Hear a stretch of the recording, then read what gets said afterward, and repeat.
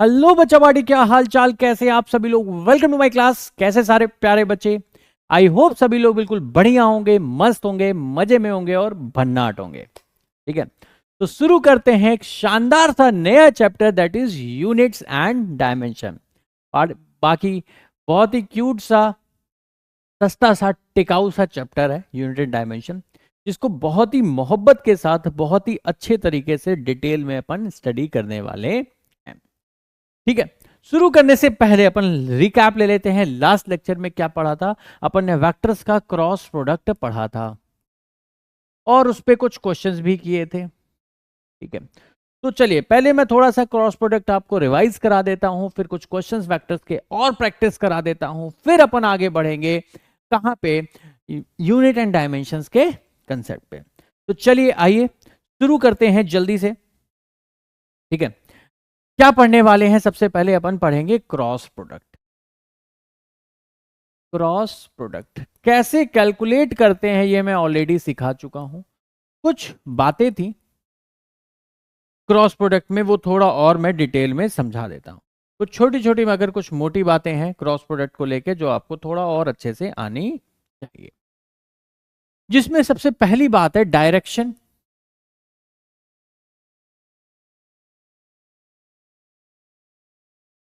Late से कोई vector है सी वेक्टर,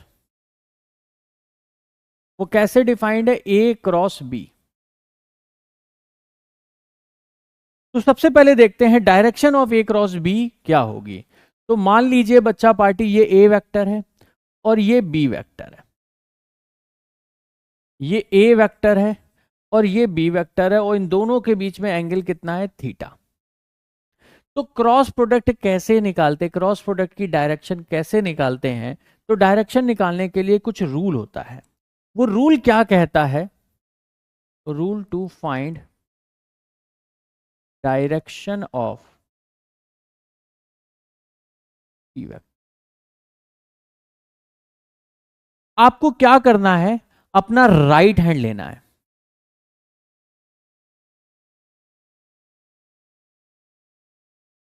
कौन सा हैंड यूज करना है? Right hand. अब गलती क्या होती है यहाँ पे? अपन सवाल करने की जल्दी भी होती है, इस हाथ में तो पेन होता है और रूल लगा देते हैं उल्टे हाथ से। तो सबसे पहला क्या करने गए? राइट हैंड रूल लगाएंगे, इसलिए नाम ही इसका मैंने लग दिया राइट हैंड रूल। क्या चीज? राइट हैंड रूल, मतलब सीधे हाथ से ही लगाना है। तो सबसे पहला काम, सब कुछ छोड़ के पेन छोड़ना है, हाथ लेना है। ठीक है, सीधा हाथ लेना है। सीधे हाथ की अंगूठा और उंगलियां 90 डिग्री पे रहेंगे।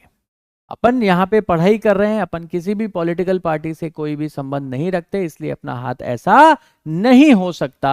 अपन का हाथ ऐसा ही रहेगा। क्लियर है? अंगूठा और उंगलियां 90 डिग्री पे ही होंगी। अंगूठा और उंगलियां 90 डिग्री पे रहेंगी। पहली बात क्लियर है। अब क्या करना है? जो सीधा हाथ है, पहला जो वेक्टर है, उसकी तरफ अपने उंगलियों को डायरेक्ट करना है। ठीक है, अपना पाम जो है बिल्कुल उसके जैसे, अगर ए वेक्टर ऊपर है तो उंगलियां पॉइंट करो ए वेक्टर की तरफ, और जो दूसरा वेक्टर है उसकी तरफ फाइनली उंगलियां कर्ल करो। तो जो अंगूठा होगा वो क्या देगा? Direction of C vector. तो मैं रूल लिख देता हूं, राइट हैंड रूल क्या कहता है। सबसे पहला स्टेप क्या रहेगा?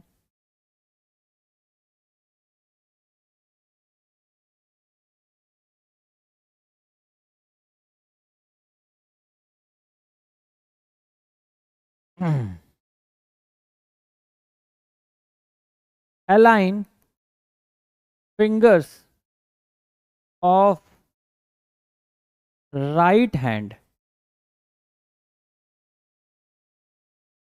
in the direction of first vector।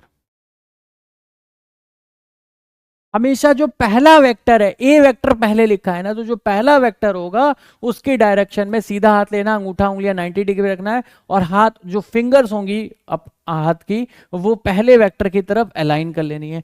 Align fingers, align fingers of right hand. ठीक है, राइट हैंड की फिंगर्स को आपको इन the direction of first vector, first vector के साथ अलाइन कर लेना है। स्टेप 2 क्या होगा?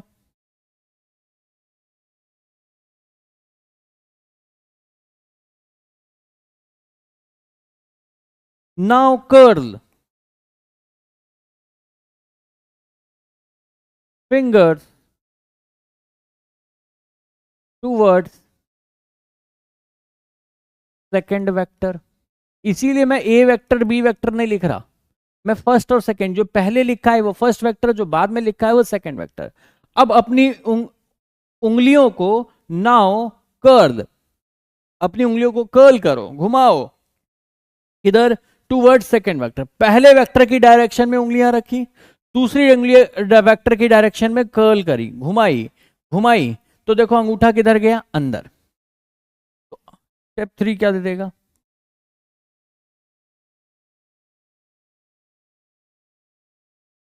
Stretched thumb, stretched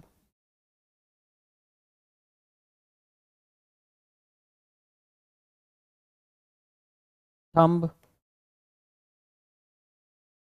will give direction of, stretched thumb will give direction of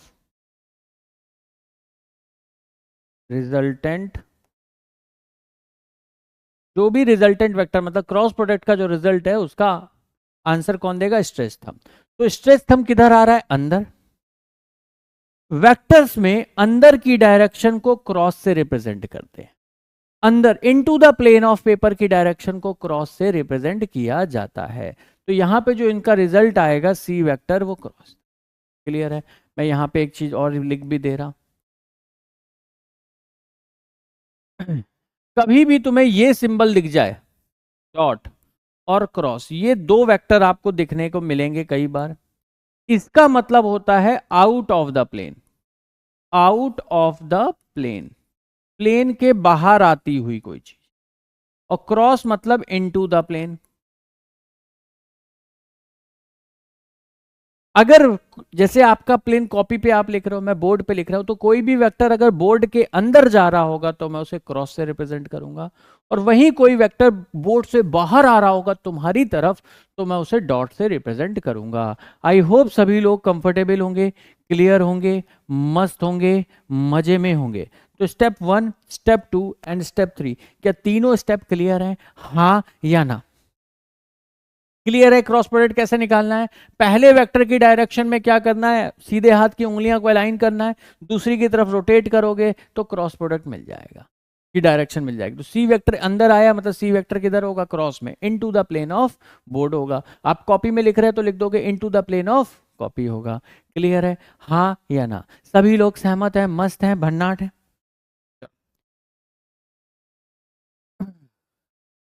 मान लीजिए बच्चा पार्टी, क्वेश्चन है फाइंड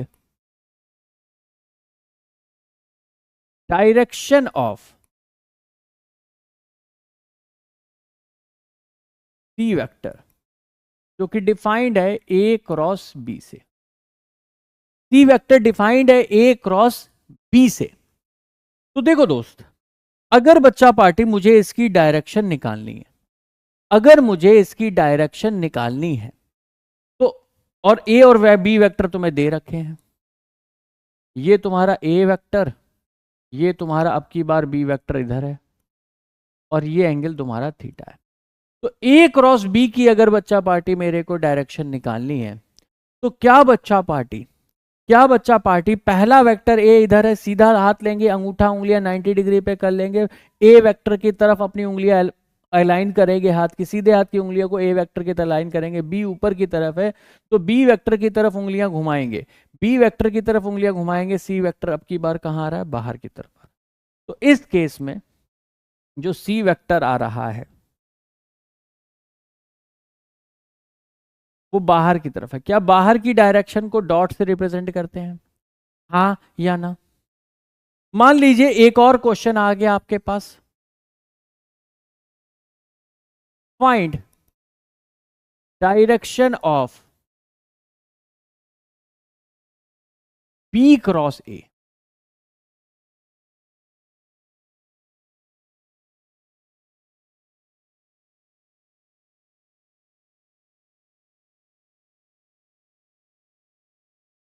ये बी वेक्टर है, ये ए वेक्टर है, बी क्रॉस ए की आपको डायरेक्शन निकालनी है, दोनों के बीच में एंगल कितना है, थीटा है। कैसे निकालोगे? ठीक है, लेट से कोई वेक्टर है C dash, C dash vector है जो डिफाइंड है बी क्रॉस ए, इसकी डायरेक्शन हम निकाल रहे हैं सी dash vector.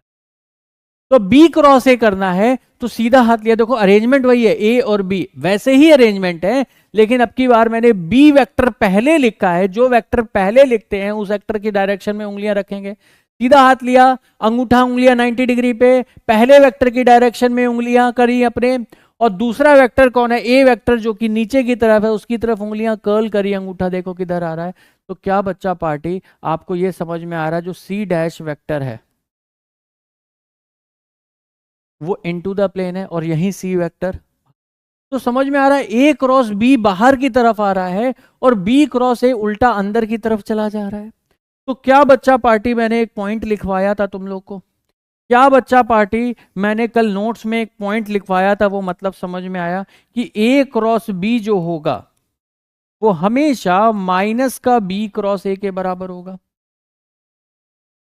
A cross B is equal to minus का बी क्रॉस ए होगा। कैसे आया माइनस साइन, ये समझ में आया कि ए क्रॉस बी हमेशा अपोजिट होगा बी क्रॉस ए के। ए क्रॉस बी जो बाहर आया था और बी क्रॉस ए जो कि अंदर गया, मतलब दोनों की डायरेक्शन एग्जैक्टली अपोजिट होती है। लेकिन वहीं जब मैग्नीट्यूड निकालेंगे तो दोनों का सेम आता है, तो मैं लिख सकता हूं कि magnitude of A cross B is equal to magnitude of B cross A. और तीसरी बात, हमने देखा जब भी क्रॉस प्रोडक्ट निकाले, जैसे सी वेक्टर बाहर की तरफ आया, तो अगर कोई vector out of the plane है तो क्या वो बी वेक्टर के भी परपेंडिकुलर है? हाँ। क्या वो ए वेक्टर के भी परपेंडिकुलर है? हाँ। तो जिन दो वेक्टर का क्रॉस प्रोडक्ट निकालते हो, जो रिजल्टेंट वेक्टर सी वेक्टर आता है वो उन दोनों के परपेंडिकुलर आता है। तो इस बात को भी लिख दो, resultant of cross product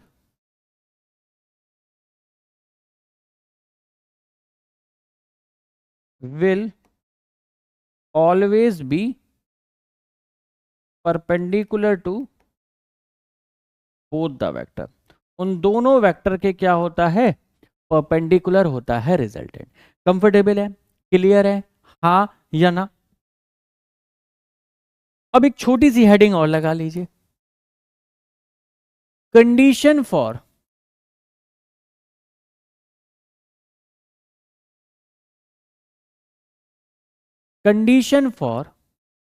to vectors to be perpendicular.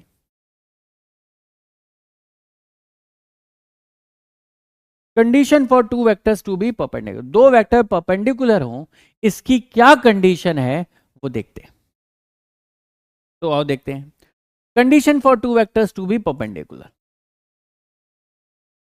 अगर सॉरी परपेंडिकुलर तो देख चुके, परपेंडिकुलर के लिए तो डॉट प्रोडक्ट 0 होना चाहिए। To be parallel, to be parallel, तो पैरेलल, अगर दो वेक्टर पैरेलल हैं कैसे चेक करोगे? वो इस तरीके से चेक होता है, अगर दो वेक्टर पैरेलल हुए तो उनका क्रॉस प्रोडक्ट क्या आना चाहिए, 0। अगर दो वेक्टर पैरेलल का, ऐसा क्वेश्चन में दे रखा है कि भाई ये दो वेक्टर पैरेलल हैं, तो बताओ कोई एक टर्म मिसिंग होगी, बताओ इसकी वैल्यू क्या होगी। अगर वो पैरेलल है तो उनका क्रॉस प्रोडक्ट 0 आना चाहिए। पहला मेथड तो ये होता है क्वेश्चन को सॉल्व करने का।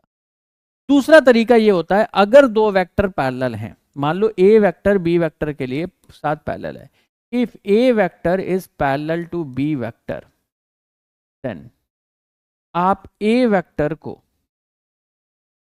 लैम्डा टाइम्स बी वेक्टर लिख सही।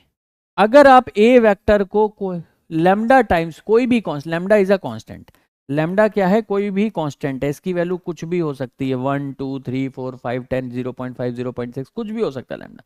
अगर ए लैम्डा टाइम्स बी वेक्टर है तो वो क्या है बच्चा पार्टी, पैरेलल होगा। ये भी सही तरीका है, अगर दो वेक्टर पैरेलल दे रखे तो उनका क्रॉस प्रोडक्ट निकाल के 0 पुट कर दो, जो भी चीज मिसिंग होगी वो अपने आप आंसर में आ जाए।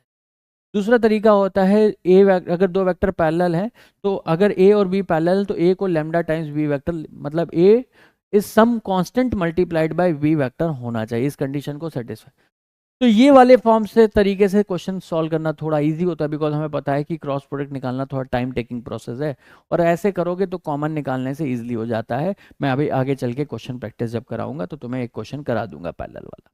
चलो आओ आगे बढ़ते हैं, फटाफट खटाखट क्वेश्चंस की प्रैक्टिस करते हैं, फिर अपन आगे बढ़ेंगे अपने नए चैप्टर के जो कि है यूनिट एंड डायमेंशन। सभी लोग रेडी हैं क्वेश्चंस प्रैक्टिस की तरफ? तो चलिए शुरू करते हैं।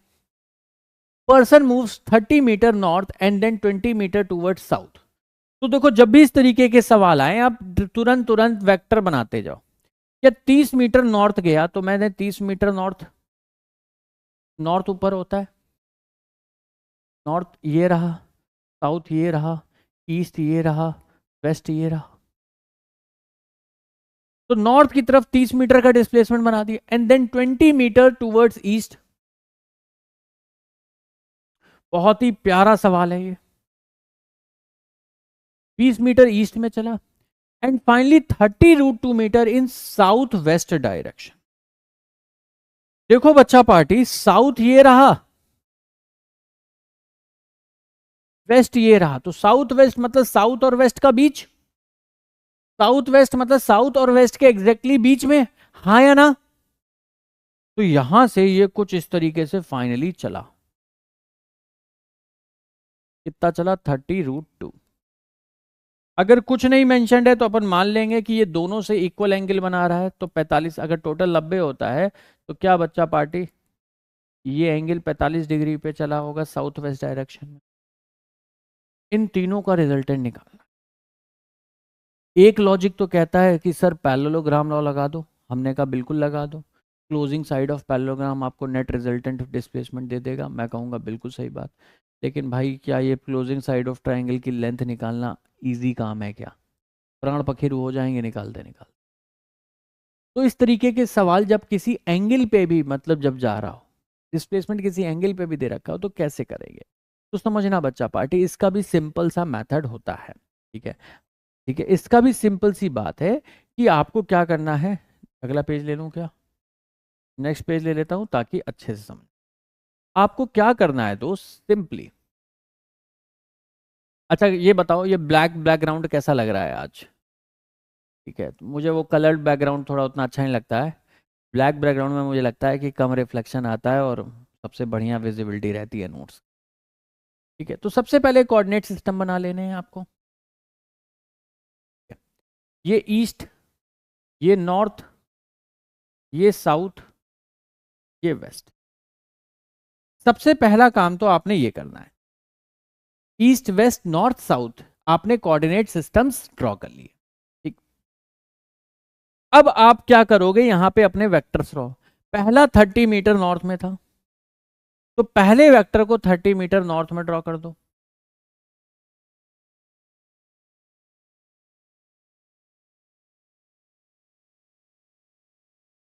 क्लियर है?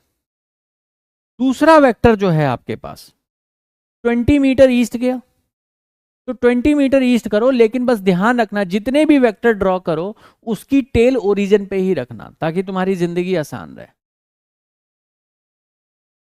दूसरा डिस्प्लेसमेंट ईस्ट की तरफ था 20 मीटर। ठीक है, और थर्ड डिस्प्लेसमेंट जो हो रहा है पार्टिकल का वो 30√2 हो रहा है किधर, साउथ वेस्ट डायरेक्शन में, इन साउथ वेस्ट डायरेक्शन। तो तीसरा डिस्प्लेसमेंट ये रहा 30√2, तो इसका मैग्नीट्यूड है, साउथ वेस्ट डायरेक्शन है, एंगल कुछ नहीं मेंशन है, मतलब दोनों से इक्वल एंगल बना रहा होगा दोनों डायरेक्शन से। तो क्या ये एंगल बच्चा पार्टी 45 डिग्री हो जाएगा?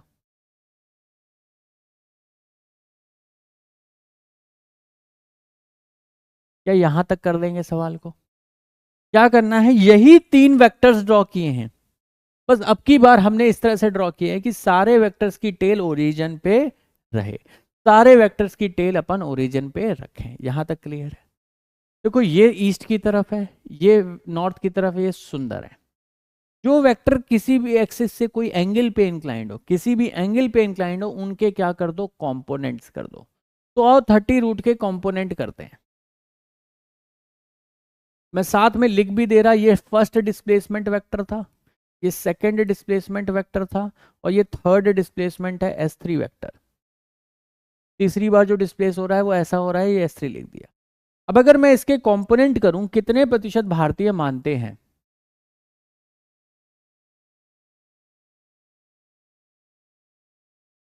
क्योंकि 45 डिग्री का एंगल जो दे रखा है वो वाई एक्सिस से दे रखा है, तो एक्स जिस एक्सिस के साथ कंपोनेंट दे रखा होता है, जैसे वाई एक्सिस के साथ एंगल दे रखा है, तो क्या इसका वाई कंपोनेंट 30√2 कॉस ऑफ 45 लिख दूं? कॉस 45 कितना होता है? 1/√2। क्या 30 मीटर हो जाएगा? वहीं बच्चा पार्टी, अगर मैं एक्स कंपोनेंट की बात करूं तो 30√2 साइन 45 हो जाएगा। साइन 45 1/√2 होता है, वैल्यू पुट करोगे ये भी कितना आ जाएगा? 30 मीटर। डायरेक्शन को देखते हुए अगर मैं S1 S2 S3 सभी वेक्टर्स को आई कैप जे कैप फॉर्म में लिखूं, S1 क्या बच्चा पार्टी, अपन सभी लोग ईमानदारी से बताओ 30 जे कैप लिख सकते हैं क्या? बाय कन्वेंशन, शास्त्रों के अनुसार क्या ये डायरेक्शन आई कैप और ऊपर की डायरेक्शन जे कैप, ये वाली डायरेक्शन माइनस आई कैप और ये वाली डायरेक्शन माइनस जे कैप? अगर पहला डिस्प्लेसमेंट नॉर्थ में है तो जे कैप की डायरेक्शन में क्या 30 जे कैप लिख दूं? देखो इन क्वेश्चंस को जैसे ही आप आई कैप जे कैप फॉर्म में लिखोगे, देखो तुम्हारी जिंदगी कितनी आसान हो जाएगी। S2 वेक्टर को ये इधर की तरफ है तो 20 आई कैप लिख दूं। ईस्ट की डायरेक्शन क्या आई कैप की डायरेक्शन में था, और वहीं अगर इस S3 वेक्टर को आई कैप जे कैप में लिखूं तो देखो एक्स कंपोनेंट क्या 30 मीटर वेस्ट की तरफ है इस डायरेक्शन में, क्या ये डायरेक्शन माइनस आई कैप है, तो S3 क्या माइनस 30 आई कैप, और इसका एक कंपोनेंट वाई डायरेक्शन में भी है, वाई डायरेक्शन में भी है जिसकी वैल्यू 30 मीटर है, तो क्या ये भी माइनस का 30 जे कैप हो जाएगा? जल्दी बताएं, पक्का बताएं, सच्चा बताएं, सारे बताएं। क्या S1 S2 S3 क्लियर है सभी को? हाँ या ना?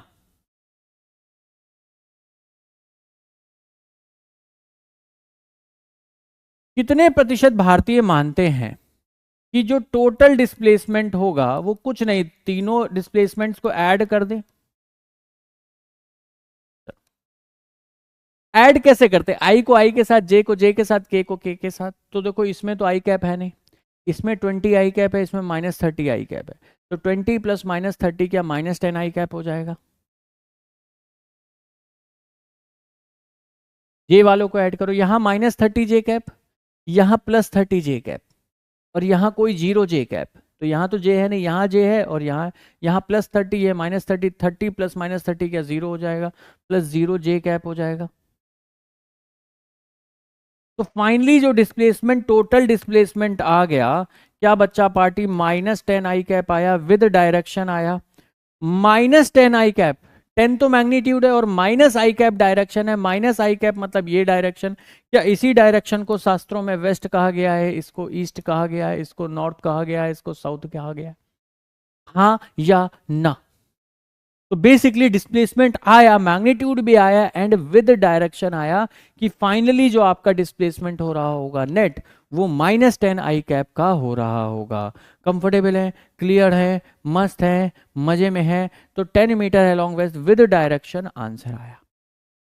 ये क्वेश्चन बहुत ही अच्छा क्वेश्चन था, बहुत जरूरी था आपकी कंसेप्चुअल अंडरस्टैंडिंग के लिए कि क्यों आई कैप जे कैप के कैप नोटेशन बहुत इंपॉर्टेंट है।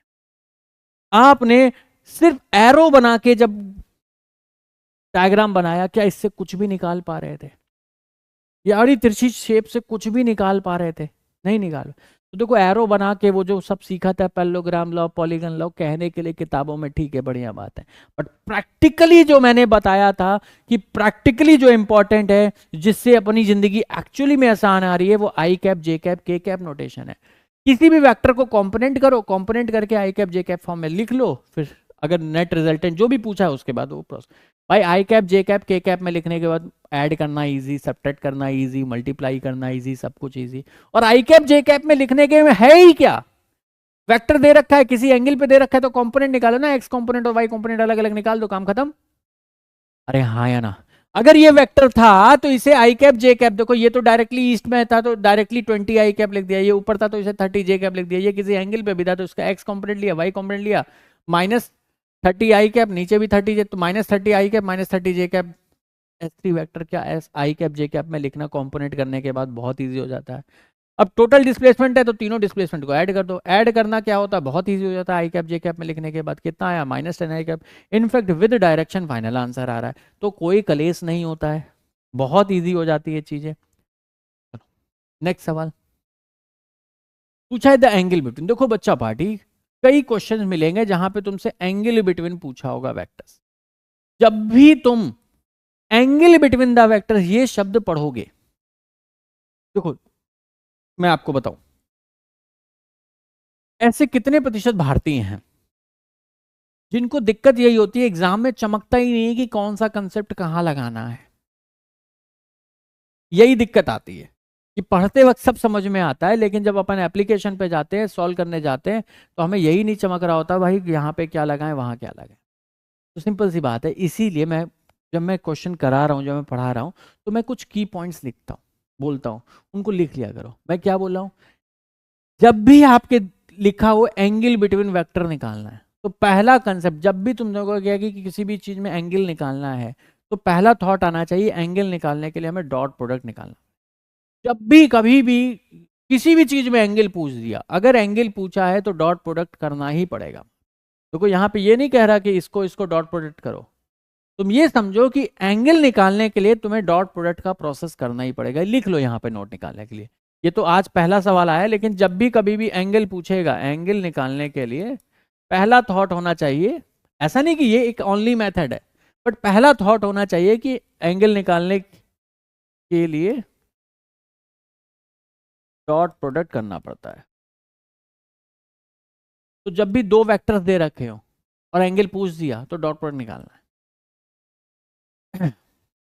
लेट्स से इन दोनों वेक्टर के मैं नाम लिख दे रहा, इसको ए वेक्टर बोल दे रहा आई कैप प्लस जे कैप को, और दूसरा वेक्टर जो है उसे मैं बी वेक्टर ले लेला जे कैप प्लस के कैप।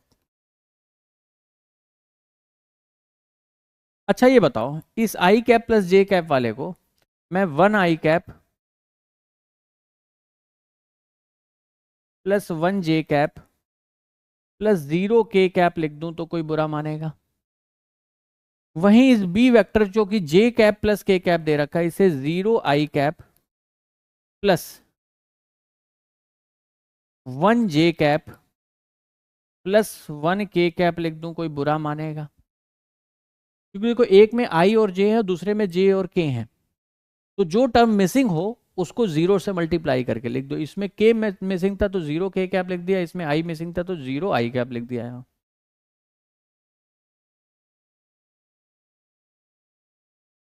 अब इनका डॉट प्रोडक्ट लेना है, तो 1 into 0 plus 1 into 1 plus 1 into 0, क्या सॉल्व करके आंसर 1 आ गया? तो सबसे पहला क्या करना है, डॉट प्रोडक्ट निकालना है। क्या ए वेक्टर और B vector, A dot B की वैल्यू सॉल्व करके क्या 1 आ गई? ठीक है, उसके बाद क्या करोगे, मैग्नीट्यूड ऑफ ए वेक्टर निकालोगे। 1 square plus 1 square plus 0 square, क्या मैग्नीट्यूड ऑफ ए वेक्टर √2 हो जाएगा? Similarly magnitude of B vector निकाल लो। क्या लिखा था बी वेक्टर, 0 आई कैप, तो 0 square plus 1 square plus 1 square, तो मैग्नीट्यूड ऑफ बी वेक्टर भी किसके बराबर हो जाएगा, √2। अब अगर बच्चा पार्टी बेसिक फॉर्मूले पे जाओ डॉट प्रोडक्ट के, तो dot product of two vector क्या कहता है, A dot B must be equal to magnitude of A into magnitude of B into cos of theta के, यही फॉर्मूला पढ़ा था। बस इस फॉर्मूले में ए डॉट बी की वैल्यू पुट कर दो, मैग्नीट्यूड ऑफ ए पुट कर दो, मैग्नीट्यूड ऑफ बी पुट कर दो, वहां से कॉस थीटा की वैल्यू आ जाएगी। जैसे कि प्रीवियस केस में ए डॉट बी कितना आया है, 1 आया है। मैग्नीट्यूड ऑफ ए कितना आया है, √2। मैग्नीट्यूड ऑफ बी कितना आया है, √2 इंटू कॉस ऑफ थीटा।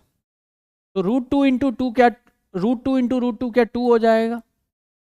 तो क्या बच्चा पार्टी में कॉस ऑफ थीटा की वैल्यू 1/2 लिख सकता हूं? हाँ या ना? जल्दी बताएं, पक्का बताएं, सच्चा बताएं, सारे बताएं। कंफर्टेबल है, क्लियर है, मस्त है, मजे में है, भन्नाट है, हाँ या ना? क्लियर है? चले आगे बढ़ते हैं।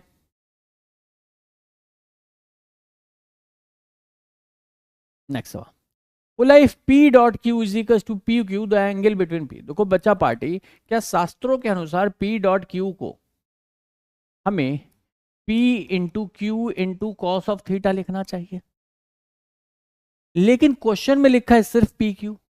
मतलब ये तभी पॉसिबल है, देयर फोर कॉस थीटा अगर 1 हुआ, अगर कॉस थीटा की वैल्यू 1 हुई तभी तो P dot Q P Q के बराबर हो जाएगा।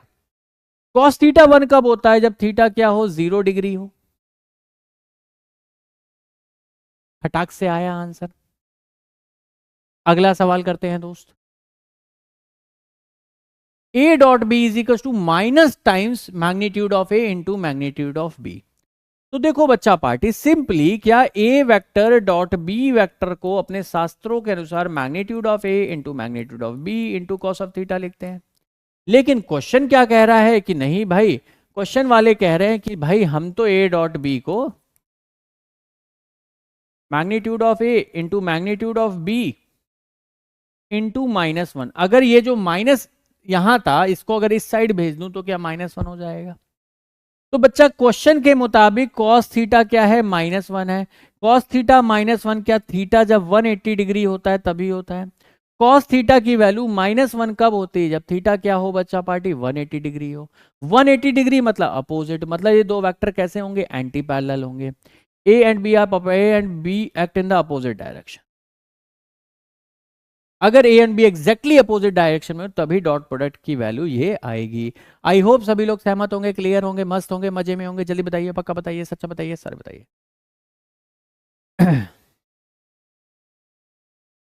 एक चीज और जो मुझे काफी डिसहार्टनिंग लगी, ठीक है, कि मैं एक दो बच्चों के, ज्यादा नहीं, सिर्फ दो ही बच्चों के कमेंट देखे थे कि सर इतना लंबा रस क्या कहते हैं लेक्चर कर दिया, हमें और भी सब्जेक्ट पढ़ने होते हैं, प्लीज सर 2 घंटे से ज्यादा का लेक्चर मत रखा करो।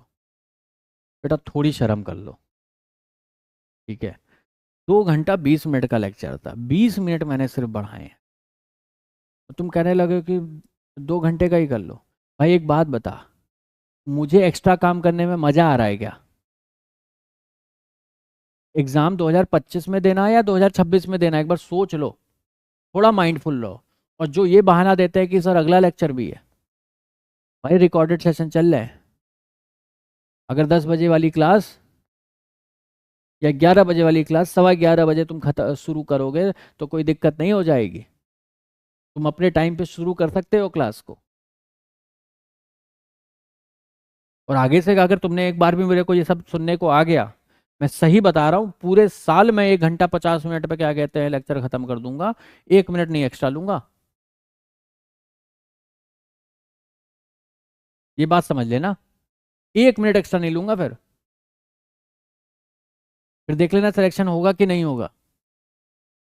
भाई थोड़ा तो सिंसियर हो जा, थोड़ा तो क्या कहते हैं माइंडफुल रहो कि आप बोल क्या रहे हो। टीचर इतनी मेहनत कर रहा है, टीचर अपना एक्स्ट्रा टाइम दे रहा है, ठीक है, जस्ट बिकॉज कि तुम्हें चीज़ें थोड़ी और अच्छे से समझ में आ जाए, तुम्हें थोड़ा और अच्छा अंडरस्टैंडिंग डेवलप हो जाए, तुम्हारे मार्क्स अच्छे आए। तो इस तरीके की चीज़ें, भाई मुझे भूखे लोग चाहिए जो बच्चे के सर और दो। मुझे अच्छा लगता है कि सर 2.5 नहीं 3 घंटे की क्लास रखो। आप सर क्वेश्चन, मेरे इंस्टाग्राम पे कितने बच्चे मैसेज करते हैं कि सर प्लीज़ हमें थोड़े और क्वेश्चन होमवर्क में दे दो।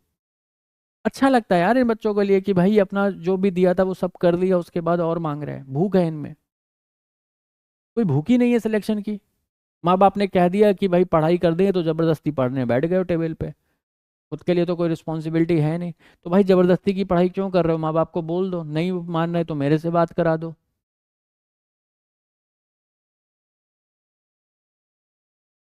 भाई ज़बरदस्ती किसने कहा है कि डॉक्टर बन के ही सिर्फ हो सकता है? भाई डॉक्टर बनना, ये सब कॉम्पिटिटिव एग्जाम लिखना बहुत पैशनेट लोगों के काम है ये।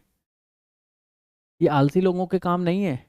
इसके लिए जज्बा चाहिए अंदर, मेहनत करने का, घिसने का, बोर होने का, डेली एक बोरिंग रूटीन को फॉलो करने का। जो बोरिंग रूटीन को फॉलो करता है वही सक्सेसफुल होता है। एक डिसिप्लिन्ड आदमी ही सक्सेसफुल होता है। कभी भी किसी भी प्रोफेशन में तुम चले जाना, एक इनडिसिप्लिन्ड आदमी का कोई कैरियर नहीं है भाई। कितने भी टैलेंटेड इंसान हो, अगर वो इनडिसिप्लिन्ड है उसका कुछ नहीं हो सकता। और डिसिप्लिन और बोरिंग दोनों एक ही चीज है। ठीक है, तो प्लीज यार थोड़ा डिसिप्लिन दिखाओ, थोड़ा पैशन दिखाओ यार, कि अब एग्जाम पास में आ गया सर, हमें तो और दो आप। तुम सोचो ना, मैं लेक्चर दे रहा हूँ आपको, और मैं जब आ रहा हूँ तुम्हारे डाउट्स देखने या फिर कमेंट्स देखने, तो मुझे दिख रहे हैं कि सर 15 मिनट ज़्यादा हो गए। इतना बड़ा लंबा। भाई 2 घंटे का तो नॉर्मल टाइम है ना, 2 घंटा 20 मिनट दे दिया, कौन से 20 मिनट से तुम्हारे क्या दिक्कत आ रही है?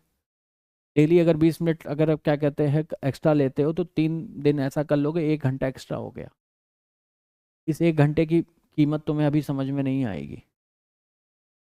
नवंबर में आप बैच स्टार्ट कर रहे हो, अगर आप मई में मेरे साथ जुड़े होते ना, मैं मई से ये बैच पढ़ा रहा होता, कोई लेक्चर 1 घंटा 45 मिनट का नहीं लेता, से ज़्यादा नहीं लेता। क्योंकि मुझे मालूम है उतना पढ़ा के भी आराम आराम से चीज़ें हो जाएंगी। जब लेट स्टार्ट कर रहे हो, एक तो लेट स्टार्ट किया, गलती वहाँ करी, उसके बाद भी अभी भी आलस।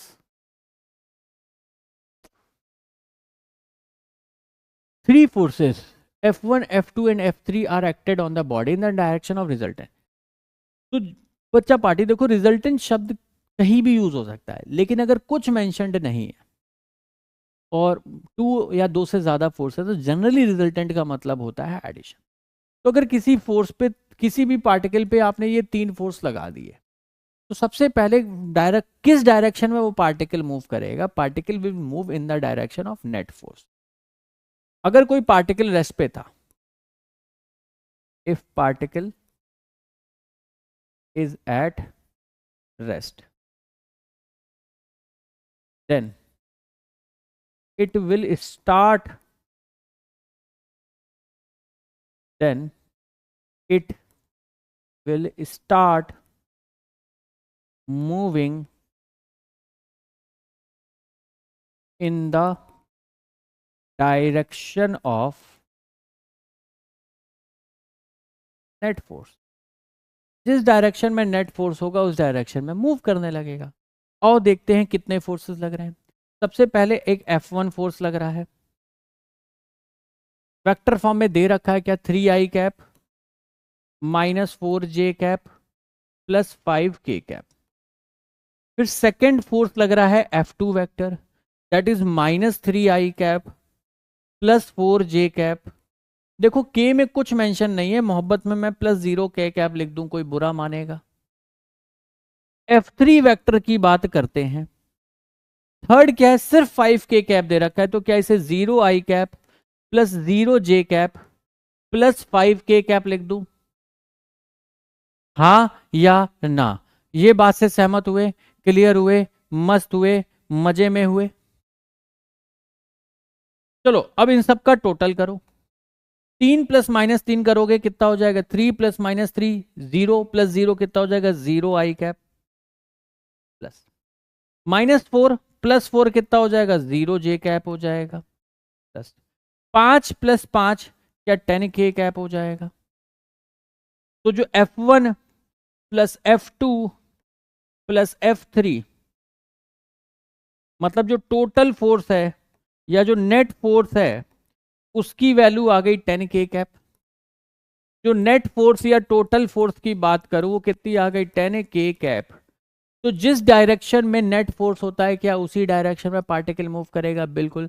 नेट फोर्स किस डायरेक्शन में आया? k कैप, मतलब z एक्सिस के लॉन्ग आया, पॉजिटिव z एक्सिस के लॉन्ग आया, तो particle finally positive z axis के लॉन्ग मूव करेगा, लॉन्ग z।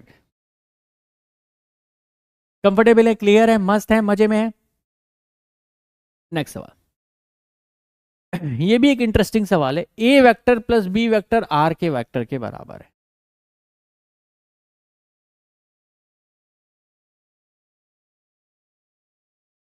और A vector minus B vector जो है वो डी वेक्टर के बराबर है। तो क्वेश्चन में कह रहा है इफ मैग्नीट्यूड ऑफ आर और मैग्नीट्यूड ऑफ डी बराबर है। कितने बच्चे समझते हैं यहां से, अगर मैं मैग्नीट्यूड रिजल्टेंट वेक्टर का मैग्नीट्यूड बात करूं, अगर दो वेक्टर थे, ये ए वेक्टर और ये बी वेक्टर, और इनके बीच में थीटा एंगल था, तो क्या रिजल्टेंट का formula root over A square plus B square plus 2ab cos theta बताया था। वही जब दो वेक्टर को सब्ट्रैक्ट करते थे तो रिजल्टेंट का फॉर्मूला, यहां पे रिजल्टेंट डी वेक्टर से डिफाइन कर रहे हैं, तो मैग्नीट्यूड ऑफ रिजल्टेंट क्या, root over A square plus B square, plus की जगह बस जब सब्ट्रैक्ट कर रहे होते तो क्या यहाँ पे -2ab कॉस थीटा हो जाएगा? हाँ या ना? अगर बच्चा पार्टी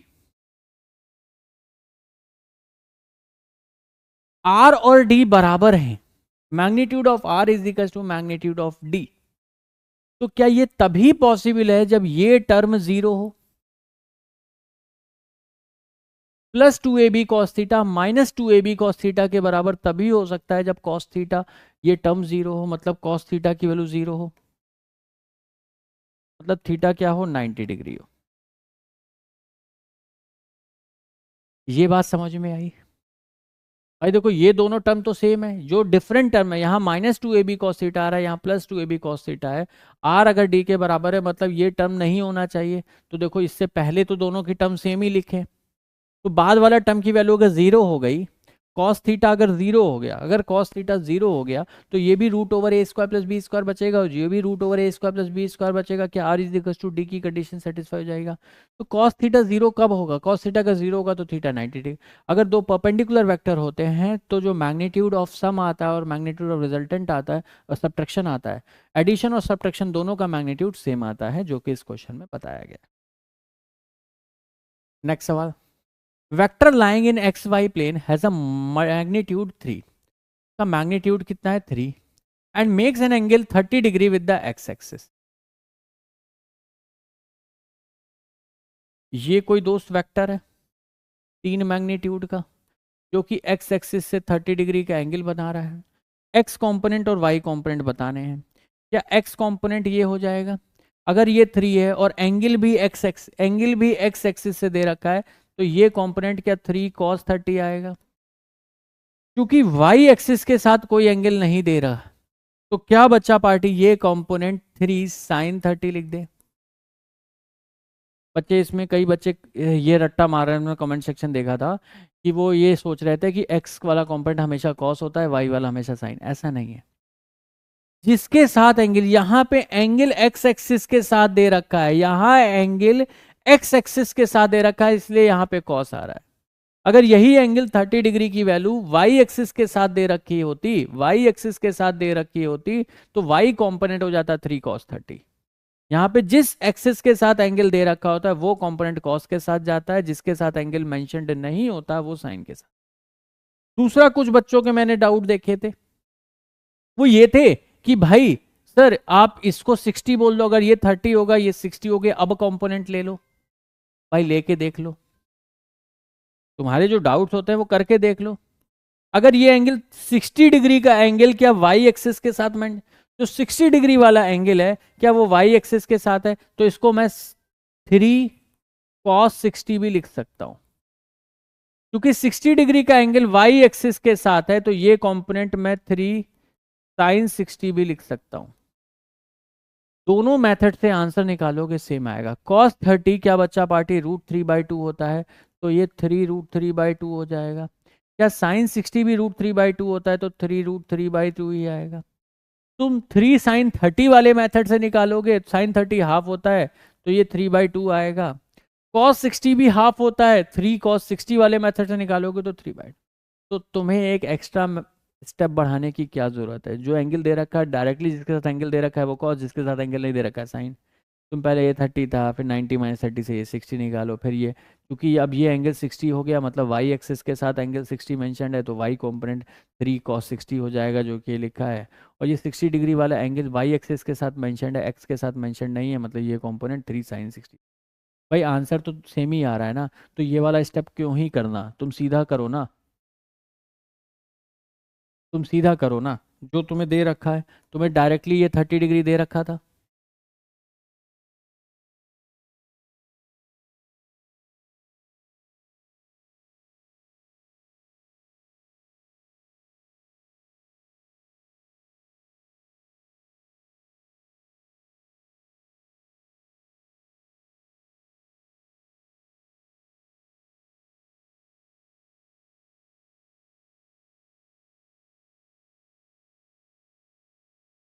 ये एंगल 30 डिग्री जिसके साथ एंगल दे रखा होगा वो वाला कॉस हो जाएगा, जिसके साथ एंगल ना हो साइन डायरेक्टली लिखो।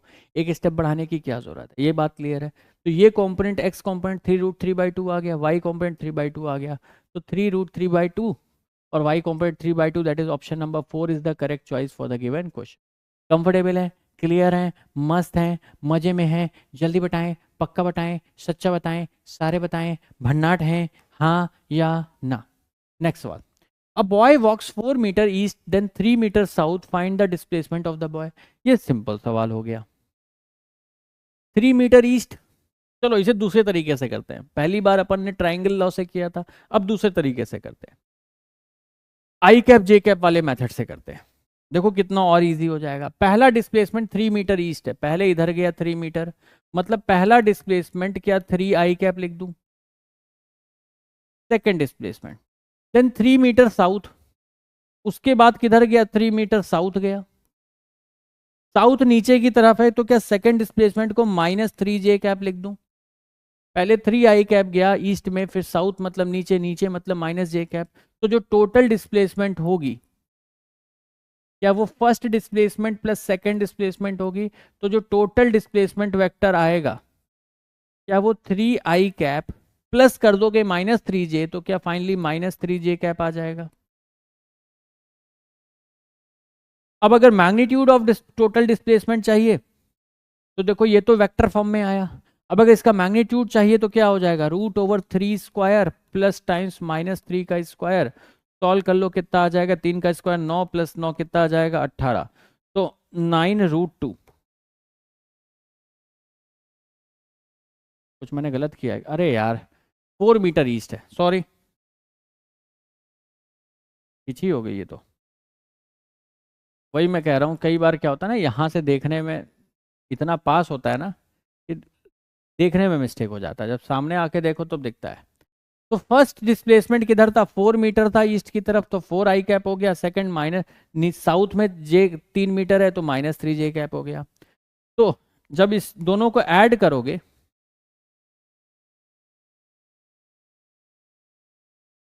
S1 की वैल्यू 4 आई कैप है, तो 4 आई कैप -3 जे कैप टोटल डिस्प्लेसमेंट आ जाएगा। मैग्नीट्यूड ऑफ टोटल डिस्प्लेसमेंट की अगर बच्चा पार्टी में बात करूं, तो क्या √4 स्क्वायर प्लस -3 का स्क्वायर लिख दोगे। 4 का स्क्वायर कितना हो गया 16, और -3 का स्क्वायर, 4 का स्क्वायर 16 और -3 का स्क्वायर 9। तो क्या बच्चा पार्टी, ये √25 हो गया। That comes out to be 5 metre हो गया फाइनल आंसर। जल्दी बताएं, पक्का बताएं, सच्चा बताएं, सारे बताएं, कंफर्टेबल है, क्लियर है, मस्त है, मजे में है, भन्नाट है। नेक्स्ट सवाल। Two forces each of magnitude have a resultant of the same magnitude. दो वेक्टर है जिनका मैग्नीट्यूड f है, उनका रिजल्टेंट भी सेम है। ये कब होता है, दो वेक्टर्स उनका रिजल्टेंट भी सेम मैग्नीट्यूड का आ रहा है, ये तभी होता है जब दोनों के बीच में एंगल, रिजल्टेंट की वैल्यू भी f है, जो ओरिजिनल वेक्टर का मैग्नीट्यूड है वही रिजल्टेंट का मैग्नीट्यूड है। ऐसा कब पॉसिबल है, जब दोनों वेक्टर के बीच में एंगल 120 डिग्री है। क्या ये मैंने सिखा रखा है, क्या ये मैंने सिखा रखा है भन्नाट लेवल पे। डायरेक्ट करोगे इस तरह के सवाल। नेक्स्ट सवाल। Force F1 and F2 act on a point mass in two mutually perpendicular direction. The resultant force on them. अगर दो फोर्सेज है, एक पे F1 लग रहा है किसी पॉइंट पे और दूसरे पे F2 लग रहा है, और दोनों एक दूसरे से 90 डिग्री का एंगल बना रहे हैं, कितना 90 डिग्री का एंगल बना रहे हैं, तो जो रिजल्टेंट वेक्टर होगा, क्या √f1 square plus f2 square हो जाएगा। इन दोनों को √f1 square plus f2 square, that is equal to option number 3 is the correct choice for the given question. Comfortable है, क्लियर है, मस्त है, मजे में है। नेक्स्ट सवाल। ये a वेक्टर दे रखा है, ये बी वेक्टर दे रखा है, ये सी वेक्टर दे रखा है।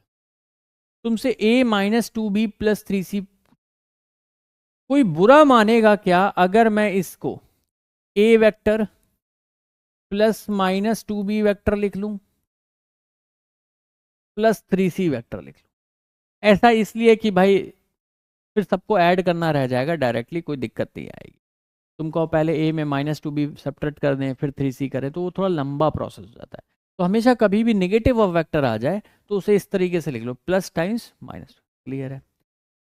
अब आओ a वेक्टर लिखते हैं। इस टर्म को मैं इधर लिख दे रहा ताकि a vector plus minus 2b vector plus 3c vector. अब क्या है, थोड़ा स्पेस मैनेज हो जाएगा। तो सबसे पहले आओ a वेक्टर लिखते हैं। कितना दे रखा है, 2i cap plus j cap. इसमें k कैप नहीं है तो क्या प्लस 0 k कैप लिख दूं, कोई बुरा मानेगा? अब हमें चाहिए minus 2b vector, minus 2b vector. b में क्या मल्टीप्लाई कर रहे हो, -2, मतलब b के हर एक टर्म में -2 मल्टीप्लाई होगा। b में देखो i नहीं है, तो जो जीरो है, जीरो में अगर -2 मल्टीप्लाई भी करोगे तो भी जीरो ही आई कैप रहेगा। ये 3 है, 3 में माइनस का 2 मल्टीप्लाई करो, क्या ये -6j हो जाएगा?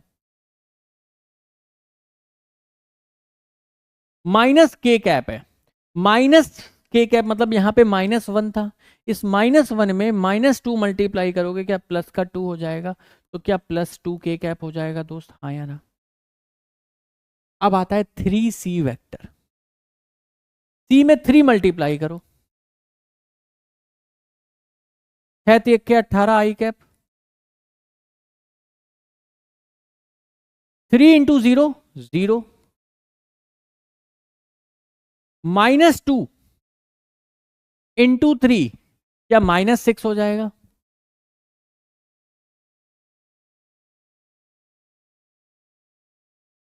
a vector -3b vector, sorry -2b, इसको जोड़ोगे a प्लस -2b करोगे तो क्या ये -2b वेक्टर, ऐसे आप लिख लो, a vector plus -2b vector plus 3c vector. अब इसकी वैल्यू आने वाली है, आई कैप वाले टर्म को एक साथ, 2 + 0 + 18, क्या 20 आई कैप आ गया? जे वाले +1 -6 माइनस का 5 प्लस 0 -5, तो -5 जे कैप आ जाएगा जोड़ने पे। 0 + 2 + -6, क्या माइनस का 4 के कैप आ जाएगा? तो रिजल्टेंट a -2b + 3c की वैल्यू 20 आई कैप -5 जे कैप -4 के कैप हो जाएगी। 20 आई कैप -5 जे कैप -4 के cap will be the correct choice for the given question. I hope सभी लोग कंफर्टेबल हैं, क्लियर है, मस्त है, मजे में है, भन्नाट है।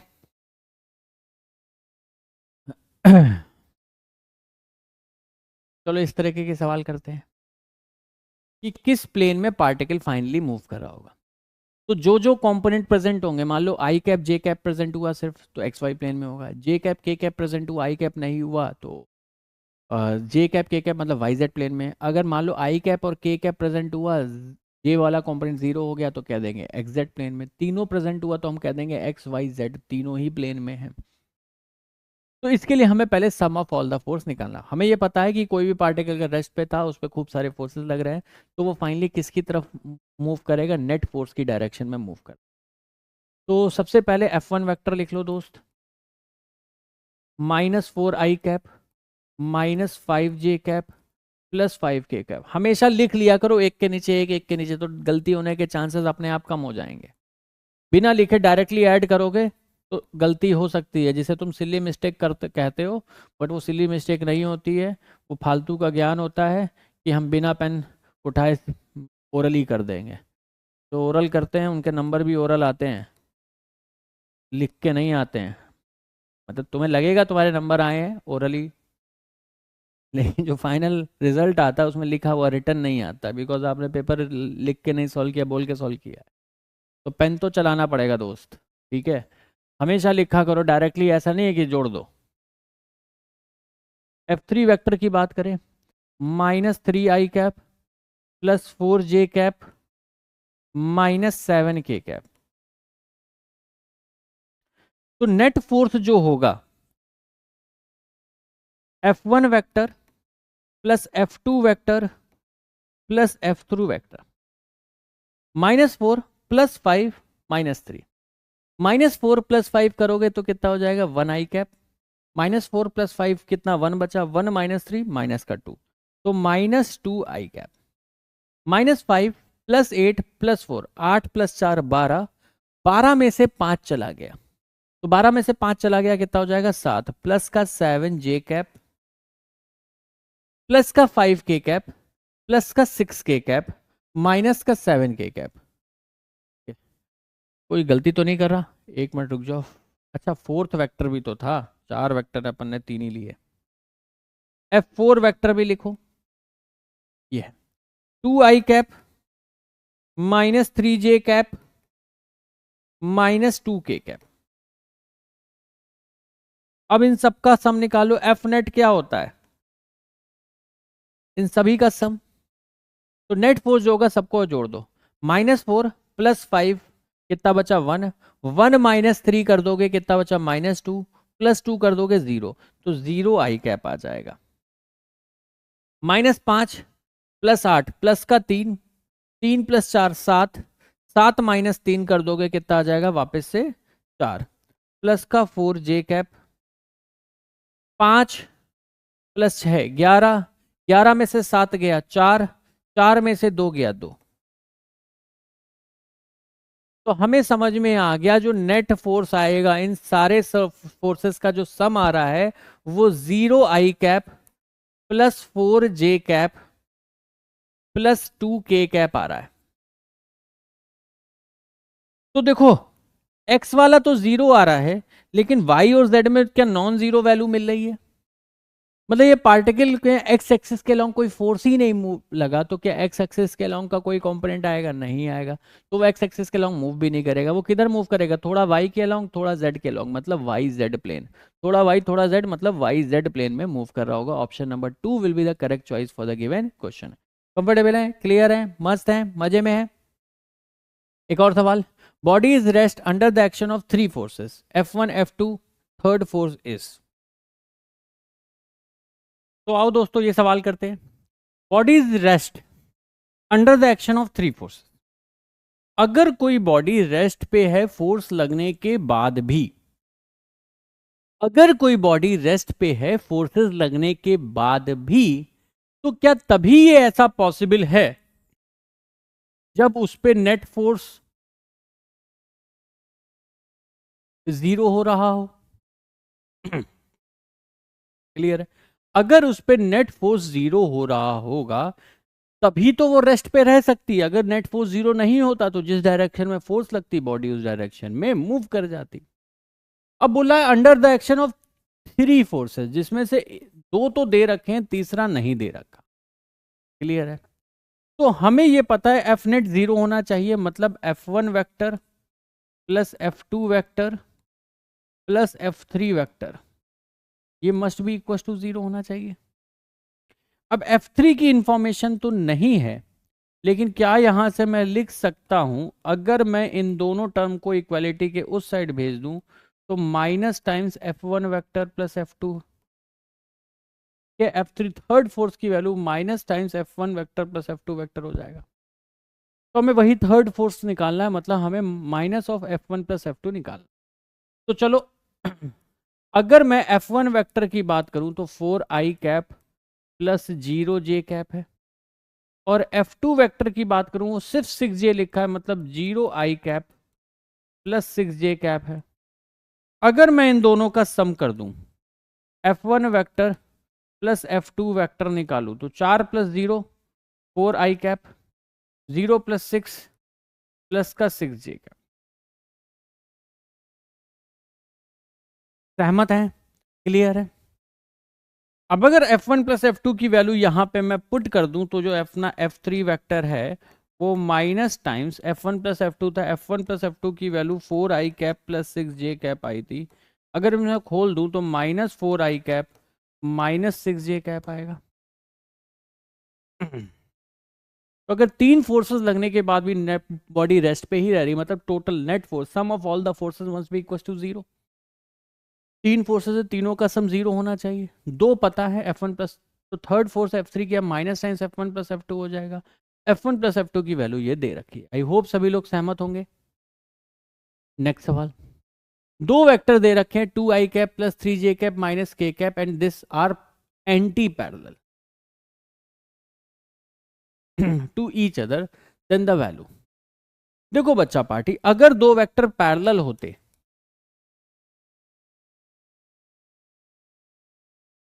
पैरेलल के लिए कंडीशन होती है A vector is equal to lambda times B vector, बताया था। तो क्या इससे आप निकाल सकते हो, अगर एंटी पैरेलल हुए तो अपने पास कंडीशन आ जाएगी A vector is equal to minus times lambda into B vector.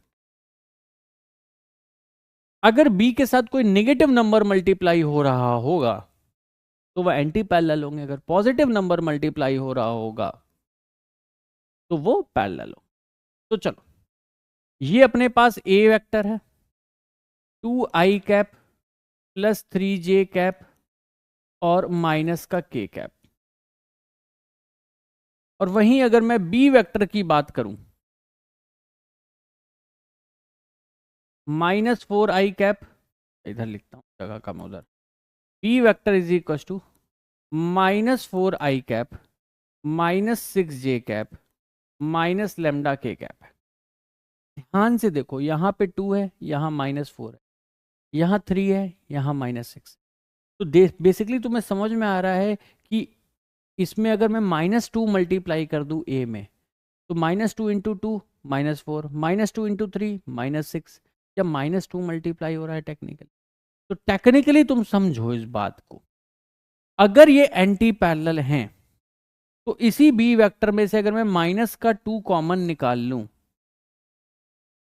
तो क्या 2i कैप, अगर इसमें से -2 कॉमन निकालूंगा, यहां 2 बचेगा, यहां 3 बचेगा जो कि ए में भी था, और थर्ड टर्म क्या माइनस का लेमडा बाई 2 बचेगा k कैप। अगर इसमें से मैं माइनस का 2 बाहर निकाल लूं, एक नेगेटिव नंबर माइनस का 2 मल्टीप्लाई कर निकाल लूं इस वाली इक्वेशन में, तो क्या ये टर्म बचेगा।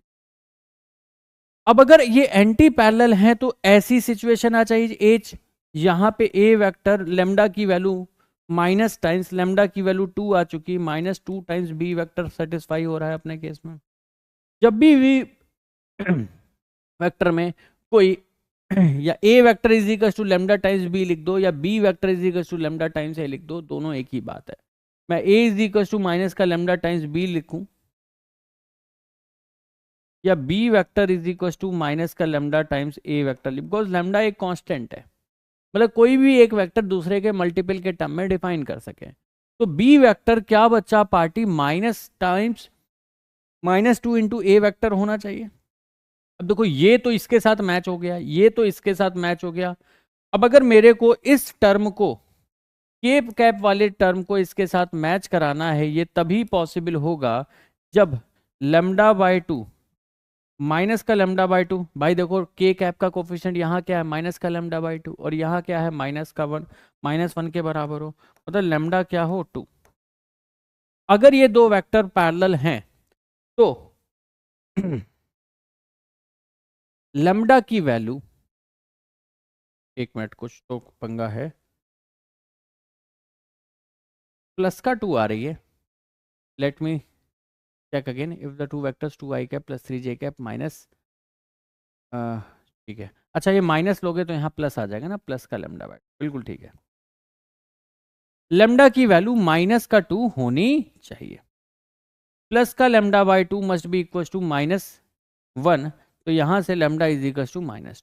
आई होप सभी लोग कंफर्टेबल होंगे। यहाँ पे कंफ्यूज होने के लिए एक चीज और हो सकती है पॉसिबिलिटी, बिकॉज यहाँ पे कांस्टेंट को भी लेमडा बोल दिया है, तो इस चीज को तुम ऐसे लिख लो ताकि तुम्हें कंफ्यूजन ना हो। पैरेलल होने की कंडीशन है, कोई भी vector B vector is equal to K times A vector लिखो, या A vector is equal to K times B vector, कोई फर्क नहीं पड़ता। और एंटी पैरेलल होने के लिए, एंटी पैरेलल,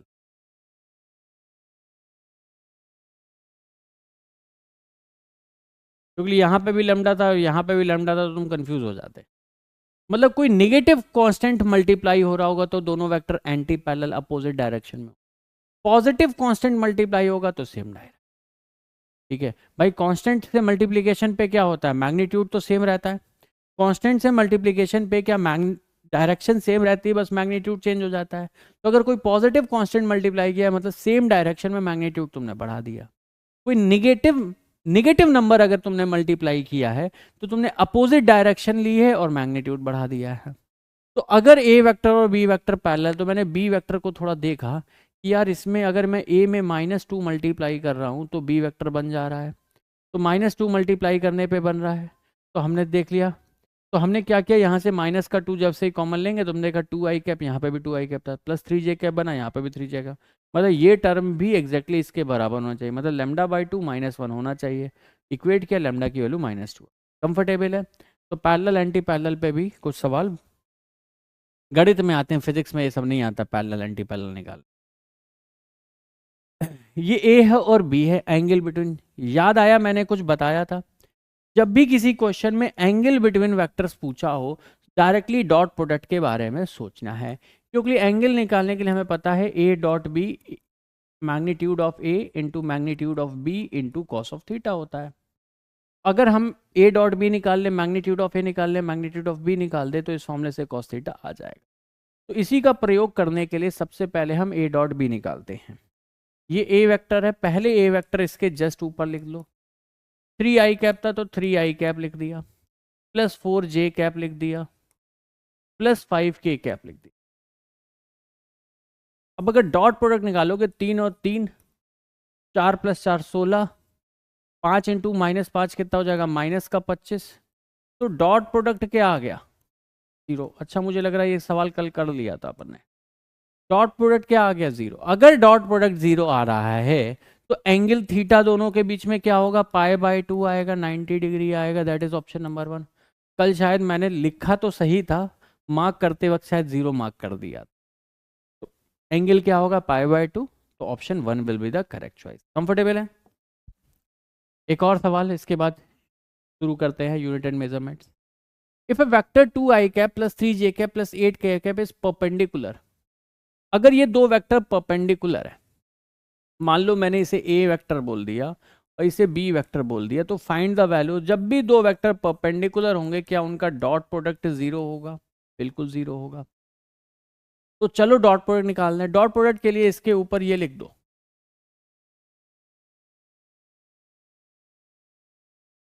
ऐसा इसलिए लिखते हैं ऊपर कि ताकि मिस्टेक ना हो। देखो वर्बली किया जा सकता है, 2 × 4 8, 15 × -4 -12 plus 8 × alpha 8 alpha equal to 0। But the thing उसमें गलती होने के चांसेस हैं। 4 × 2 8, 3 × -4 -12 प्लस 8 अल्फा, ये इक्वल टू 0 हो जाएगा। तो ए डॉट बी की वैल्यू किसके बराबर आ गई, ए डॉट बी की वैल्यू ये आ गई। तो ए डॉट बी की वैल्यू आ गई 8 - 12 प्लस 8 अल्फा, और इसकी इक्वल टू 0 होनी चाहिए। क्यों, क्योंकि दोनों परपेंडिकुलर, अगर दो वेक्टर परपेंडिकुलर उनका डॉट प्रोडक्ट 0 होना चाहिए। तो 8 - 12 कितना हो जाएगा, -4 प्लस का 8 अल्फा इक्वल टू 0। तो अल्फा आ जाएगा 4/8, that come out to be half. Alpha की वैल्यू किसके बराबर आ जाएगी, 1/2। That is option number 2 will be the correct choice for the given question. Comfortable है, क्लियर है, मस्त है, मजे में है। नेक्स्ट सवाल। ये ए वेक्टर दे रखा है, ये बी वेक्टर दे रखा है, magnitude of A cross B पूछा है। चलो क्रॉस प्रोडक्ट भी निकाल लेते हैं। तो दोस्त क्रॉस प्रोडक्ट निकालने के लिए मैंने क्या बताया था, जो भी पहले वेक्टर लिखा होता है, जैसे पहले ए है, पहले तो सबसे पहले यहाँ पे आई कैप, जे कैप और के कैप लिख लेना है। फर्स्ट जो वेक्टर है ए है, उसके कॉम्पोनेंट आई वाला 3 था, जे वाला 1 था और के वाला 2 लिख लिया। फिर बी का जो है 2 -2 4, ये बन गई डिटरमिनेंट। अब इसको सॉल्व करते हैं। सबसे पहले लेंगे आई कैप। जब आई कैप लोगे तो उस वाली लाइन को छुड़ा दोगे, 1 × 4 माइनस -2 × 2 माइनस जे कैप, अल्टरनेटिव आता है, माइनस जे कैप आया। जे लोगे तो ये लाइन छुप जाएगी, 3 × 4 -2 × 2 प्लस के कैप। जब के कैप लोगे ये लाइन छुप जाएगी, तो 3 × -2 -2 × 1। सॉल्व कर लो, आ जाएगा A क्रॉस B वेक्टर। यहाँ से इसकी वैल्यू आ जाएगी 4, -2 × 2 माइनस का 4, माइनस माइनस प्लस, तो ये 8 आई कैप आ जाएगा। 3 × 4 12, -4 12 - 4 कितना हो जाएगा 8, तो -8 जे कैप हो जाएगा। 3 × -2 माइनस का 6 और -2 माइनस का 8 के कैप। तो फाइनली तुम्हारे पास A क्रॉस B वेक्टर आ गया 8 आई कैप -8 जे कैप -8 के कैप। क्या यही सॉल्व करके आ रहा है? अब अगर हमें इसका मैग्नीट्यूड चाहिए A क्रॉस B का, तो क्या बच्चा पार्टी, √8 का स्क्वायर प्लस -8 का स्क्वायर प्लस -8 का स्क्वायर लिख सकते हैं। तो 8 का स्क्वायर अगर मैं 8 कॉमन ले लूं बेसिकली, तो ये 8√3 हो जाएगा। भाई 8 का स्क्वायर 3 बार ऐड हो रहा है, तो 8 अगर मैं बाहर निकाल लूँ रूट के, तो 8 आ जाएगा। 1 square plus 1 square plus 1 square मतलब 1 + 1 + 1 3। तो 8√3 will be the correct choice. I hope सभी लोग कंफर्टेबल होंगे, क्लियर होंगे, मस्त होंगे, मजे में होंगे। आज के सेशन का लास्ट सवाल है वेक्टर्स का, इसके बाद यूनिट एंड डायमेंशन शुरू होगा। एंगल वेक्टर देखो ये पूछा है वाई एक्सिस से कितना एंगल पूछ। ये कोई वेक्टर है 2i cap plus 3j cap. पूछा गया है ये एक्स एक्सिस, ये वाई एक्सिस। तुमसे पूछा गया है कि ये एंगल थीटा कितना होगा। क्या पूछा गया दोस्त? ये एंगल थीटा कितना होगा।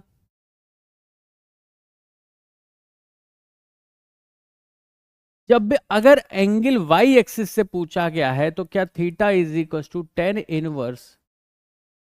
जिससे एंगल पूछते हैं वो डिनोमिनेटर में आता है, दूसरा वाला न्यूमरेटर में आता है। चूंकि वाई एक्सिस से एंगल पूछा है, tan इनवर्स x/y आंसर आ जाएगा। इस वेक्टर का x कंपोनेंट कितना है 2, y कंपोनेंट कितना है 3। याद करो लास्ट क्लास में बताया था। तो theta tan inverse 2/3 will be the correct choice for the given question. जल्दी बताइए, पक्का बताइए, सच्चा बताइए, सारे बताइए। कंफर्टेबल है, क्लियर है, मस्त है, मजे में है, भन्नाट है। तो ये हो गया आपका vectors the and. Sufficient number of question भी प्रैक्टिस करा दी। अब आपको डीपीपी नंबर 3 कंप्लीट कर लेनी है आज। चलिए आगे बढ़ते हैं और शुरू करते हैं अपना चैप्टर यूनिट्स एंड मेजरमेंट, या फिर यूनिट्स एंड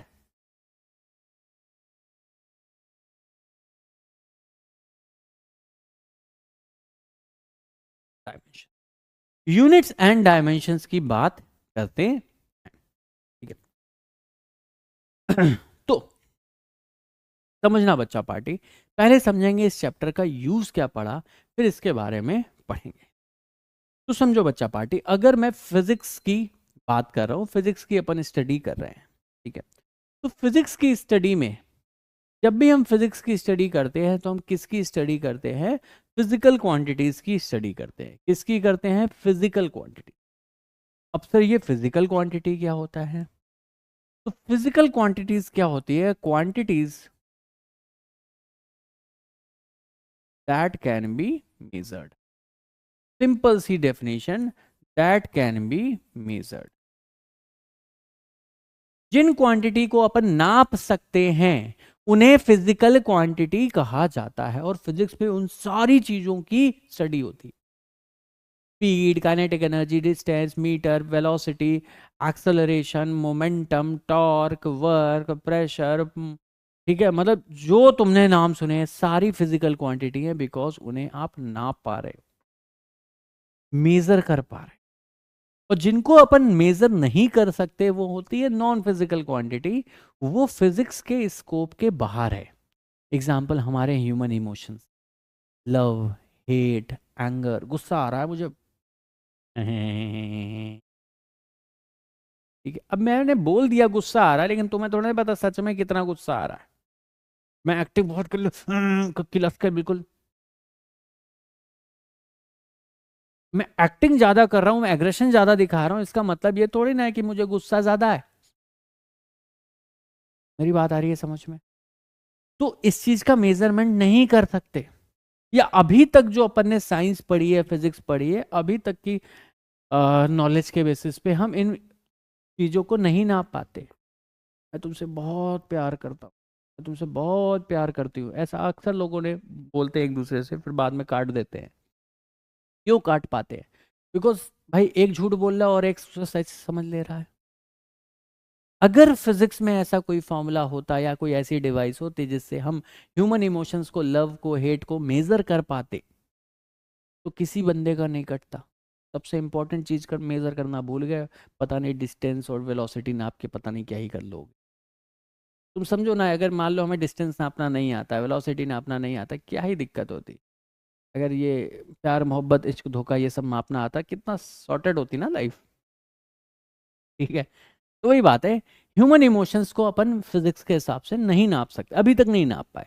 तो जिस चीज को मेजर नहीं कर सकते, उस चीज को, वो नॉन फिजिकल क्वांटिटी होती है, वो अपने फिजिक्स के स्टडी के बियॉन्ड है, वो उसको हम स्टडी नहीं कर सकते बिकॉज हम उसे नाप नहीं सकते। ये बात क्लियर होती है? तो बहुत इंपॉर्टेंट टर्म आता है मेजर्ड, या फिर कह लीजिए मेजरमेंट। फिजिक्स की शुरुआत ही यहीं से होती है, मेजरमेंट से। मेजरमेंट मतलब होता है नापना। अगर मैं हिंदी में मैं बोलूं तो इसे क्या कहेंगे? मेजरमेंट का मतलब हुआ, हिंदी में इसका मतलब हुआ कंपैरिजन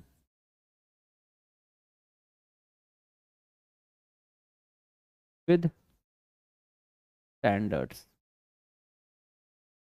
कुछ स्टैंडर्ड्स होंगे जिससे आप कंपेयर कर रहे हो, उसी चीज को अपन मेजरमेंट कहते हैं।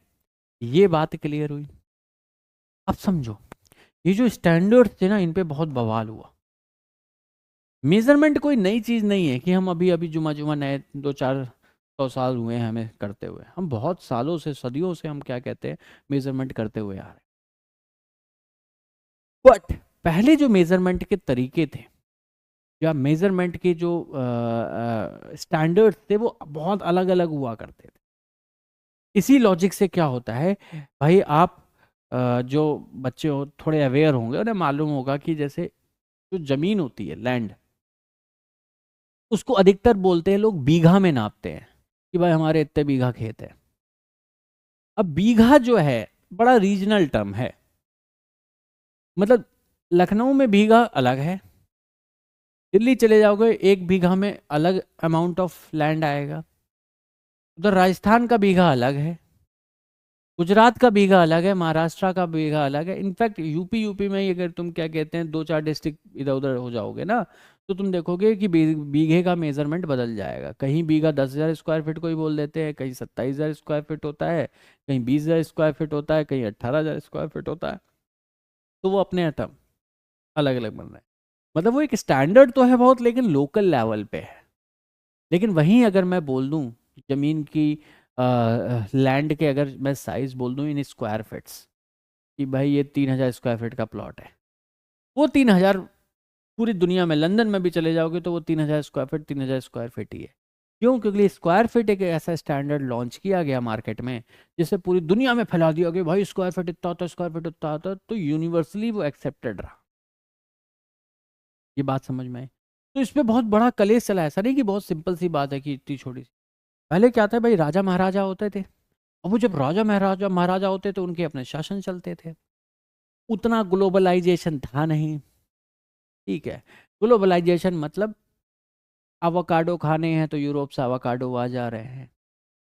ठीक है भाई, अपना वो ओलिव ऑयल चल रहा है मार्केट में।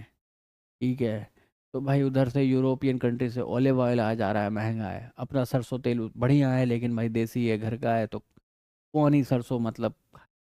ठीक है, तो ग्लोबलाइजेशन मतलब कुल मिला के बात यह है कि कहीं भी कोई चीज़ प्रोड्यूस हो रही है, तुम इंडिया में ला को यूज़ कर पा रहे हो, या इंडिया में कोई भी चीज़ प्रोड्यूस करके तुम बाहर एक्सपोर्ट कर पा रहे हो।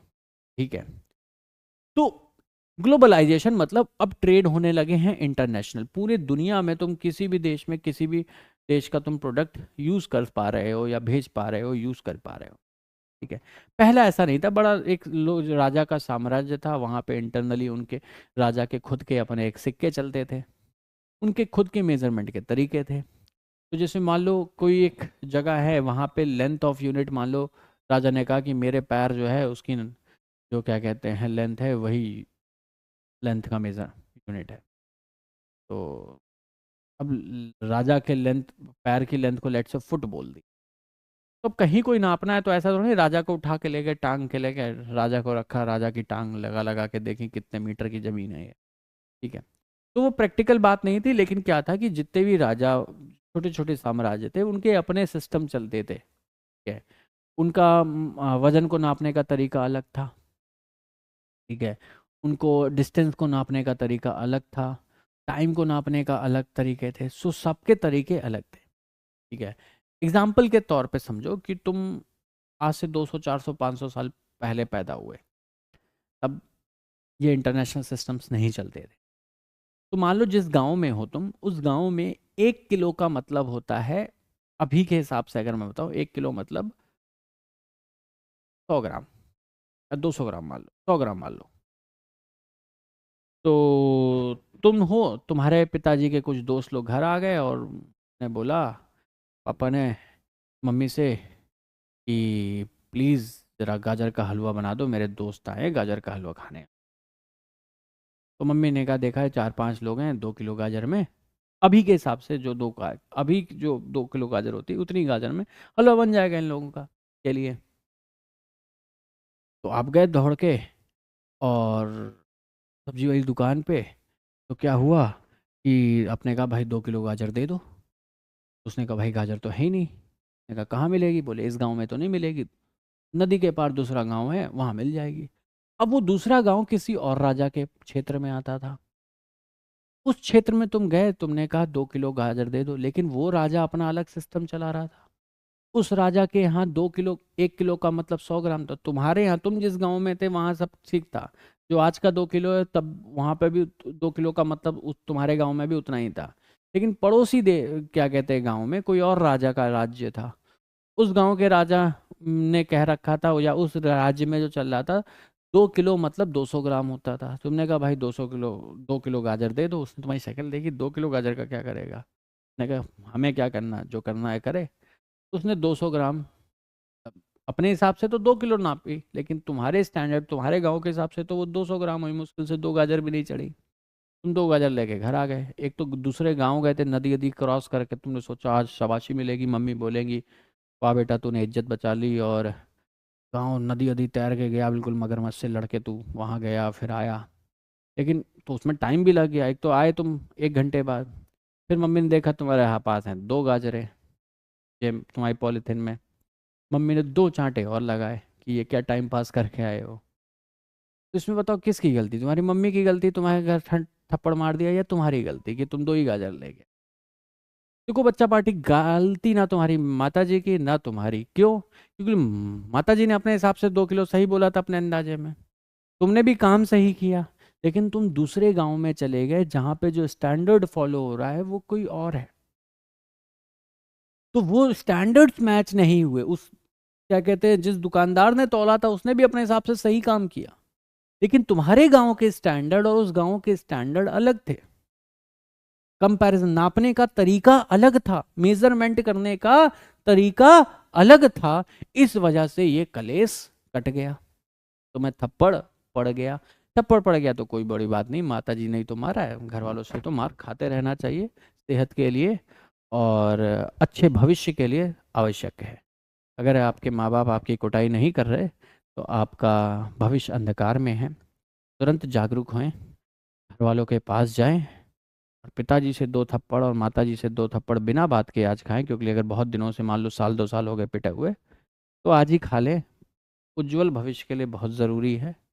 और सख्त निर्देश दे कि मम्मी पापा जब मन हो या मैं जब दिख जाऊं तो 2-4 झापड़ लगा दिया करो। सर ने ऐसा कहा है, माँ बाप जितना कूटेंगे उतना भविष्य उज्जवल होगा। ठीक है, नहीं ये फैक्ट बात है भाई। ठीक है। तो बात समझ में आई, सबने काम सही किया। दिक्कत ये थी कि अलग अलग गांव में अलग अलग स्टैंडर्ड फॉलो हो रहे हैं। ये बात क्लियर हुई? हाँ या ना?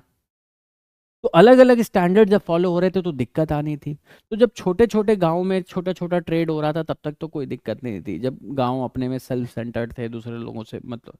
लेकिन जैसे जैसे प्रोग्रेस हुई, मतलब साइंटिफिक इवोल्यूशन हुआ, लोग ट्रेवल करना शुरू हुए, यहाँ का लोग कोई नाव लेके वहाँ जा रहा है, कोई कुछ आ रहा है, तो ग्लोबलाइजेशन हुआ। ग्लोबलाइजेशन मतलब जगह जगह से लोग एक जगह आने लगे, इस जगह के लोग कहीं और जाने लगे। तो अब सभी लोग, खासतौर से मेजरमेंट के लिए, भाषाएं भले ही अलग है, लेकिन मान लो तुम कुछ भी खरीद के ला रहे हो, कोई भी चीज़ नाप रहे हो, कोई भी ट्रेड कर रहे हो इंटरनेशनल लेवल पे, तो वो एक जेन्युइन ट्रेड हो, उसमें कोई दिक्कत ना आए। तो क्या हुआ कि बड़ा कलेश हुआ। तो उसके बाद क्या हुआ, मीटिंग बैठी पूरी दुनिया भर के जो सबसे पावरफुल लोग थे, उनने कहा भाई ऐसे काम नहीं चलेगा, हमें एक कॉमन सिस्टम रखना पड़ेगा। तो वहां से सिस्टम ऑफ यूनिट की जरूरत पड़ी, जिसको आज अपन पढ़ने वाले। सिस्टम ऑफ यूनिट्स मतलब कॉमन सिस्टम जो आया, तो उस कॉमन सिस्टम को ही सिस्टम ऑफ यूनिट्स कहा गया। तो उसका इवोल्यूशन कैसे हुआ, वो कैसे कैसे प्रोग्रेस हुई, वो सारी बातें आज इस चैप्टर में जानने वाले। तो मेजरमेंट मतलब समझ गए, कंपैरिजन विद स्टैंडर्ड। अब समझना बच्चा बात, पार्टी इस बात पे। मान लो मैंने यहां पे ये लिखा है,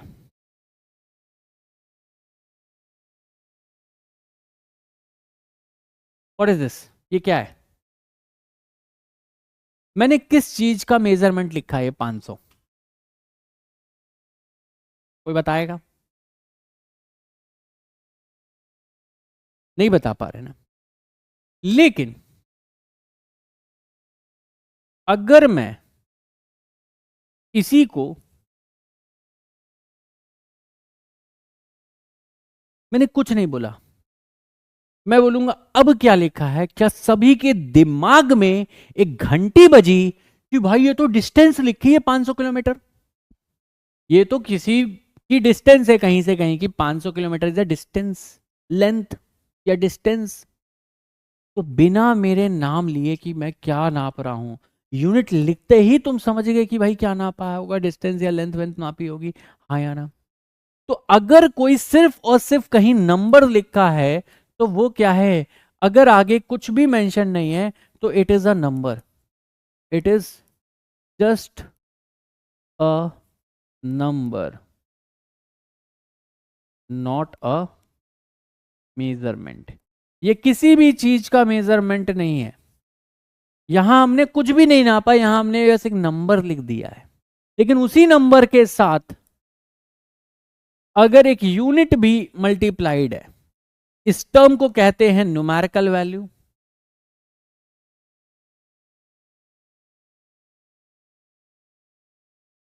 और इस टर्म को बोलते हैं unit.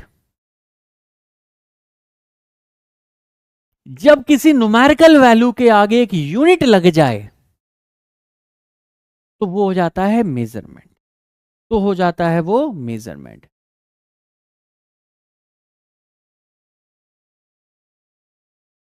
It is a measurement, it is a measurement.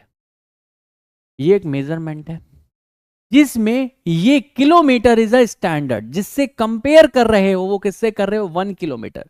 1 kilometre standard है। ये क्या बता रहा है, किसी पाथ की लेंथ या किसी दो पॉइंट के बीच की डिस्टेंस जो है वो 500 किलोमीटर है, मतलब जो स्टैंडर्ड है किलोमीटर उसके 500 टाइम्स है।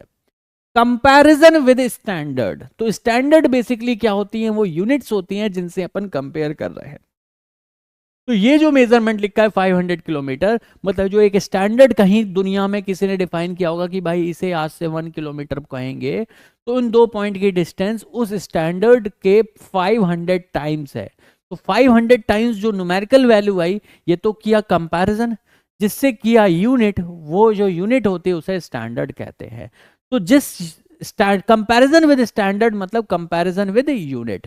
तो कोई भी मेजरमेंट के दो पार्ट होते हैं, एक उसका न्यूमेरिकल वैल्यू, ये बताता है कि कंपेयर करने पे वो उस स्टैंडर्ड के कितने टाइम्स निकली, वो उस स्टैंडर्ड के कितने टाइम्स निकली। और जो सेकंड टर्म है वो बताता है उसकी यूनिट, जो सेकंड टर्म है जिसे यूनिट कहते हैं, वो बताता है कि स्टैंडर्ड क्या था, किससे आप कंपेयर कर रहे थे। ये बात क्लियर क्लियर हुई। तो ये एक मेजरमेंट है। मेजरमेंट के दो पार्ट होते हैं, एक उसकी न्यूमेरिकल वैल्यू और दूसरा होता है यूनिट। अब पूरा बवाल है इस यूनिट का ही, इस पूरा बवाल जो है इस यूनिट का ही है, ठीक है। तो यूनिट को लेके क्या क्या बवाल हुए मार्केट में, उस चीज़ों को थोड़ा डिटेल में समझने वाले हैं। आई होप सभी लोग कंफर्टेबल होंगे, क्लियर होंगे, मस्त होंगे, मजे में होंगे, भन्नाट होंगे। यहाँ तक सभी लोग कंफर्टेबल हैं, क्लियर हैं, मस्त हैं, मजे में हैं। तो अब यूनिट को लेके जो भी कलेश था उसको समझने से पहले मैं कुछ छोटी छोटी मगर मोटी बातें और समझाना चाहता हूं।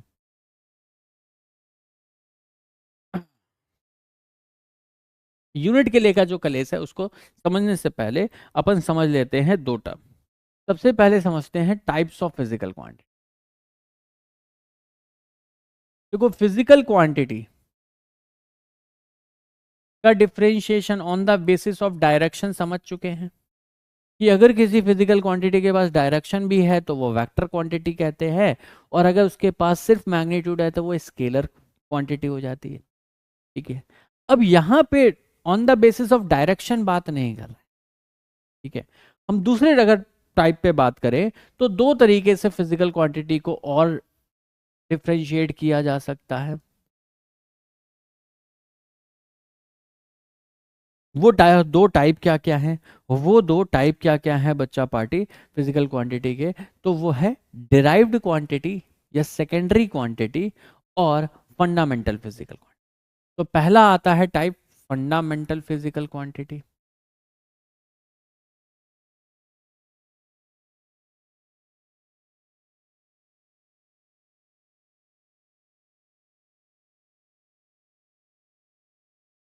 दूसरा आता है सेकेंडरी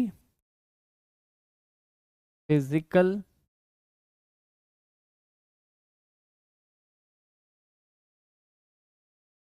फंडामेंटल फिजिकल क्वांटिटी किन्हें कहा गया?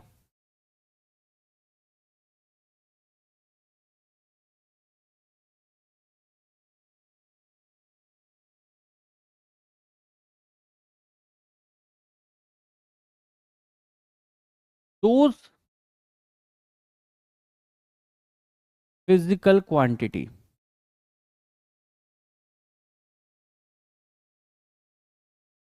that cannot be defined in terms of other physical those physical quantity जिसे दूसरों के टर्म में डिफाइन नहीं किया जा सकता, जिन्हें दूसरों के टर्म में डिफाइन नहीं किया जा सकता उन्हें फंडामेंटल कहा गया। और सेकेंडरी किसे कहते हैं? Those quantity that can be defined, that can be defined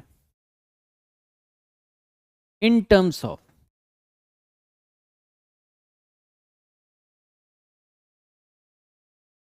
fundamental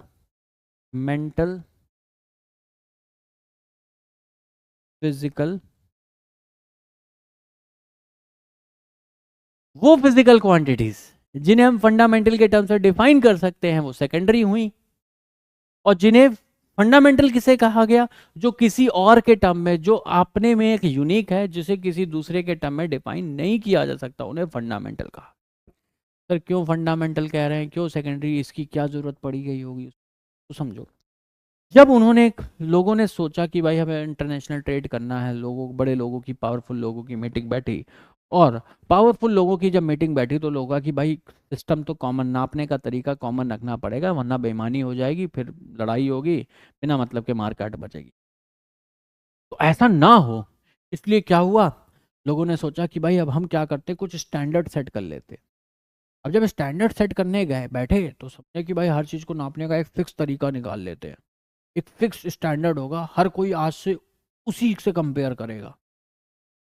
तो लोगों ने कहा हाँ हाँ भाई सही बात है कि इससे बिल्कुल बढ़िया बात है, ऐसा करो आप एक, हर एक चीज़ के लिए, हर एक फिजिकल क्वांटिटी के लिए एक फिक्स्ड वो दे दो, स्टैंडर्ड दे दो कि आज के बाद दुनिया में हर कोई उसी से कंपैरिजन करे। तो होने का बात ठीक है। अब जब लोग हर एक चीज़ के लिए स्टैंडर्ड बनाने बैठे तो उनकी प्राण पखेरु हो गए, नानी याद आ गई। क्यों नानी याद हो गई, क्यों प्राण पखेरु हो गए? कि भाई कितनी physical quantity, distance, velocity, acceleration, force, momentum, pressure, power, energy, work, torque, viscosity, surface tension. मतलब तुम नाम लेते लेते थक जाओ, फिजिकल क्वांटिटी तो रुकने वाली नहीं, बनती ही चली जाएंगी। तो उन्होंने कहा भाई ये जितना हम सोच रहे थे उतना आसान नहीं है। ऐसे अगर हम हर किसी के स्टैंडर्ड डिफाइन करने लग गए तो अपनी तो ऐसी तैसी हो जाएगी। क्लियर है? तो वह यार कुछ जुगाड़ निकाला जाए। तो जुगाड़ निकाला गया तो उसमें सोचा गया कि अगर हम कुछ फंडामेंटल बोल दें और उन्हीं के स्टैंडर्ड डिफाइन करें, और बाकी सारी फिजिकल क्वांटिटी अगर मैं इन फंडामेंटल के टर्म में डिफाइन कर पा रहा हूँ, चूंकि इनके स्टैंडर्ड सेट है, तो इनको भी हम बता पाएंगे इजीली। तो लोगों ने कहा हाँ भाई ऐसे काम कम हो जाएगा। ठीक है, तो कम करने के लिए कुछ को फंडामेंटल सेट कहा गया और बाकी सबको डिराइव्ड कहा गया। क्लियर है? हाँ या ना? क्लियर है? मस्त है? मजे में है? चलिए आगे बढ़ते हैं नेक्स्ट टॉपिक पे। भाई मेजरमेंट क्या होता था? कंपैरिजन विद स्टैंडर्ड, और वो उस स्टैंडर्ड को क्या कहते हैं? यूनिट कहते हैं। तो यूनिट्स क्या होती हैं? Standards, standards with with which comparison is done while taking a measurement। Measurement लेते वक्त जिस स्टैंडर्ड से आप कंपेयर कर रहे होते हो उस गिवन फिजिकल क्वांटिटी को, वो जो स्टैंडर्ड है उसी को अपन यूनिट कहते हैं। तो ये बात समझ में आ गई यूनिट क्या होती है। अब ये बात भी समझ में आ गई भाई यूनिट्स डायरेक्टली ऐसे काम नहीं चलेगा। यूनिट्स जो होनी चाहिए वो कैसी होनी चाहिए? स्टैंडर्ड ऐसी होनी चाहिए कि दुनिया में हर कोई समझ पाए। ठीक है, जैसे मान लो मैं कहीं का राजा हो जाऊं और मैं कह दूं कि भाई आज से मेरा हाथ जो है ये लेंथ हो, यूनिट ऑफ लेंथ हो गया। लोगों ने कहा ठीक है। अब मान लो दर्जी को कपड़ा सीना था, तो क्या मेरा हाथ काट के ले जाएगा, राजा जी जरा हाथ देना थोड़ा सा अपना, ग्राहक आया है, शर्ट नापनी है उसकी। मतलब समझ में आ रहा है? तो भाई अगर मैंने कोई एक ऐसा स्टैंडर्ड बना दिया जो दुनिया में हर किसी के पास नहीं, बस लिमिटेड एक दो लोगों के पास है, तो हमने बता तो दिया कि भाई आज से मेजरमेंट इससे करना है, लेकिन जब वो अगर अवेलेबल ही नहीं हुआ दुनिया में सभी के पास, तो क्या उससे मेजरमेंट पॉसिबल हो पाएगा? क्लियर है? दूसरी बात, मैंने कह दिया कि भाई मेरा जो लेंथ है, मेरा हाथ का जो लेंथ है वो यूनिट ऑफ लेंथ है। तो भाई तुमने ज़मीन खरीदी, तुमने रजिस्ट्री करा ली, मेरे हाथ से नाप नाप के हमको लेके गए थे, हम राजा थे, हमें उठा ले गए और मेरा हाथ रखा ज़मीन पे बिल्कुल लौड़ के, और क्या किया तुमने? नाप दी पूरी ज़मीन। अब मान लो क्या हुआ, थोड़े समय बाद लड़ाई हो गई, लड़ाई में मेरा हाथ कट गया, मेरा हाथ कट गया। अब मान लो तुमने कहा कि आप तो ज़मीन बेचनी है, ग्राहक आया नया। अब उसने जब रजिस्ट्री करानी चाहिए, चूंकि मेरा हाथ की लेंथ आधी हो गई थी, तो तुम्हारी ज़मीन क्या हो गई? डबल हो गई। तुम्हारे तो मज़े ही मज़े। तुमने 1500 स्क्वायर फीट की रजिस्ट्री कराई थी, वो निकल गई 3000 स्क्वायर फीट, डबल हो गई ज़मीन। ठीक है, तो कोई ऐसी भी चीज़ नहीं लोगे ना कि जो बाद में बदल जाए, या पता चला हम मर ही गए, हमें जला दिया लोगों ने। तो उस केस में क्या होगा? यूनिट ऑफ लेंथ अब रिप्रोड्यूस नहीं हो सकती, मेरा हाथ दोबारा से कहाँ से लाओगे? अब जहाँ जो भी मेजरमेंट हुआ था सब गायब, सब खत्म, सब इनवैलिड। तो यूनिट कहलाने के लिए, किसी भी चीज को यूनिट कहलाने के लिए कुछ तौर तरीके होंगे, कुछ पैटर्न होंगे, कुछ बातें होंगी जो फॉलो करनी होंगी उस यूनिट को। वो क्या क्या होती हैं? Properties of unit, well defined. Unit must be well defined. जैसे मैं लूँ 1 मीटर, तो 1 मीटर क्या होता है सबको पता होना चाहिए। 1 सेकंड क्या होता है सबको पता होना चाहिए। 1 किलो 1 kg क्या होता है सबको पता होना चाहिए। 1 ग्राम कितना होता है सबको पता होना चाहिए। वेल डिफाइंड मतलब किसी को कोई डाउट ना हो कि यार ये इतना है या इतना है, वेल डिफाइंड होनी चाहिए। दूसरा, इनवेरिएबिलिटी, वो कभी बदले ना। पता चला मेरा हाथ की लेंथ जो थी वो यूनिट ऑफ लेंथ थी, लड़ाई में हाथ कट गया, यूनिट ऑफ लेंथ चेंज हो गई दुनिया में। वो चेंज नहीं होनी चाहिए, कांस्टेंट होनी चाहिए, कंसिस्टेंटी होनी चाहिए। Unit must be invariable. कोई भी अगर किसी भी चीज़ को हम यूनिट कह रहे हैं तो वो कभी नहीं बदलनी चाहिए। आज से हजारों करोड़ों साल भी अगर कोई बात भी कोई बोल रहा है कि 1 मीटर, तो 1 मीटर का मतलब जो आज है वही आज से करोड़ों सालों बाद भी 1 मीटर का मतलब वही निकलना चाहिए। तो वेल डिफाइन होना चाहिए, इनवेरिएबल होना चाहिए। एसेसिबिलिटी, जमीन नापनी थी तो राजा को उठा के उसका धड़ क्या कहते हैं जमीन पे लिटा के उससे हाथ ना नापना पड़े। ठीक है। एसेसिबिलिटी मतलब कहीं बड़े लंदन में कहीं बैठ के बता डिफाइन कर दिया कि भाई आज से ये लेंथ को 1 मीटर कहेंगे। अब उसके प्लास्टिक के स्केल बना दिए गए, सेंटीमीटर स्केल बना दिए गए। ज्योमेट्री बॉक्स में है, दर्जी के पास फीता है, दर्जी फीता निकाल रहा है, नाप दे रहा है। सड़क बनानी है, एक और फीता है, उसने नाप दिया। मतलब हर एक के पास जिसको लेंथ नापनी है उसके पास अपना मेजरमेंट का एक टेप है, मेजरमेंट करने की डिवाइस है। मतलब जो भी हम क्या कहते हैं ये सिस्टम ऑफ यूनिट डिफाइन कर रहे हैं, जिस चीज़ को हम यूनिट बोल रहे हैं, वो जो स्टैंडर्ड है, जो कंपैरिजन करने का टूल है, वो मतलब एक तो इतनी उसकी कॉपी बना दो और सभी के पास होना चाहिए। मतलब इजीली जिसको यूज़ करना है उसके पास इजीली अवेलेबल हो, एसेसिबिलिटी इजी हो।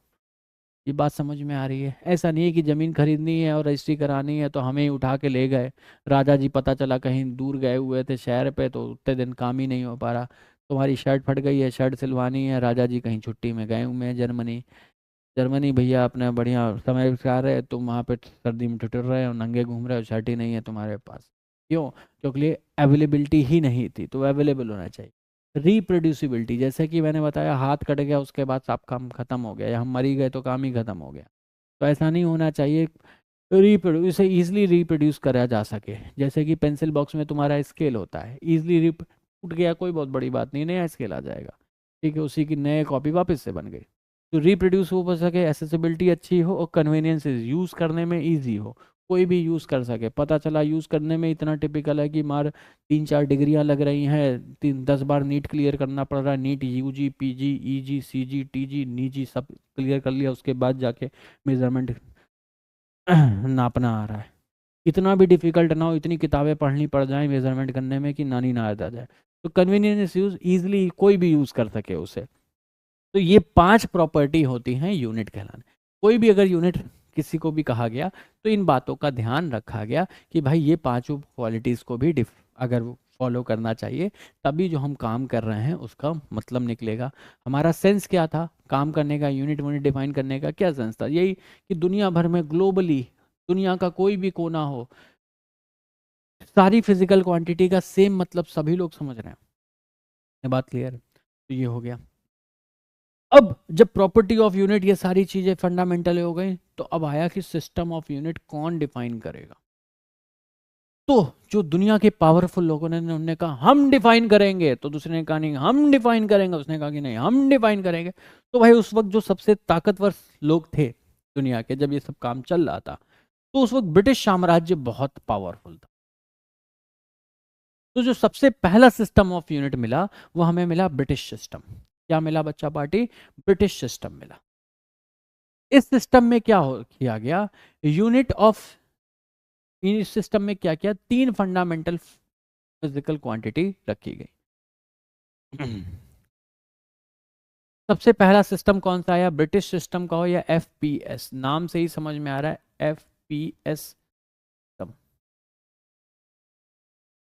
तो ये ब्रिटिश या एफपीएस सिस्टम था। इसमें क्या थी बच्चा पार्टी? 3 फंडामेंटल फिजिकल क्वांटिटी थी। 3 फंडामेंटल फिजिकल क्वांटिटीज रखी गई। ब्रिटिश सिस्टम में कहा गया कि भाई दुनिया में सिर्फ 3 ही फिजिकल क्वांटिटी है वो जो फंडामेंटल है, बाकी सारी कौन सी हैं? सेकेंडरी। 3 ही जो है वो फंडामेंटल क्वांटिटी हैं, बाकी सारी जितनी भी अदर हैं वो कौन सी हैं? डिराइव्ड यूनिट है या सेकेंडरी यूनिट है। सेकेंडरी का दूसरा शब्द होता है डिराइव्ड, सेकेंडरी का दूसरा शब्द होता है डिराइव्ड, सेकेंडरी ऑब्लिक डिराइव्ड।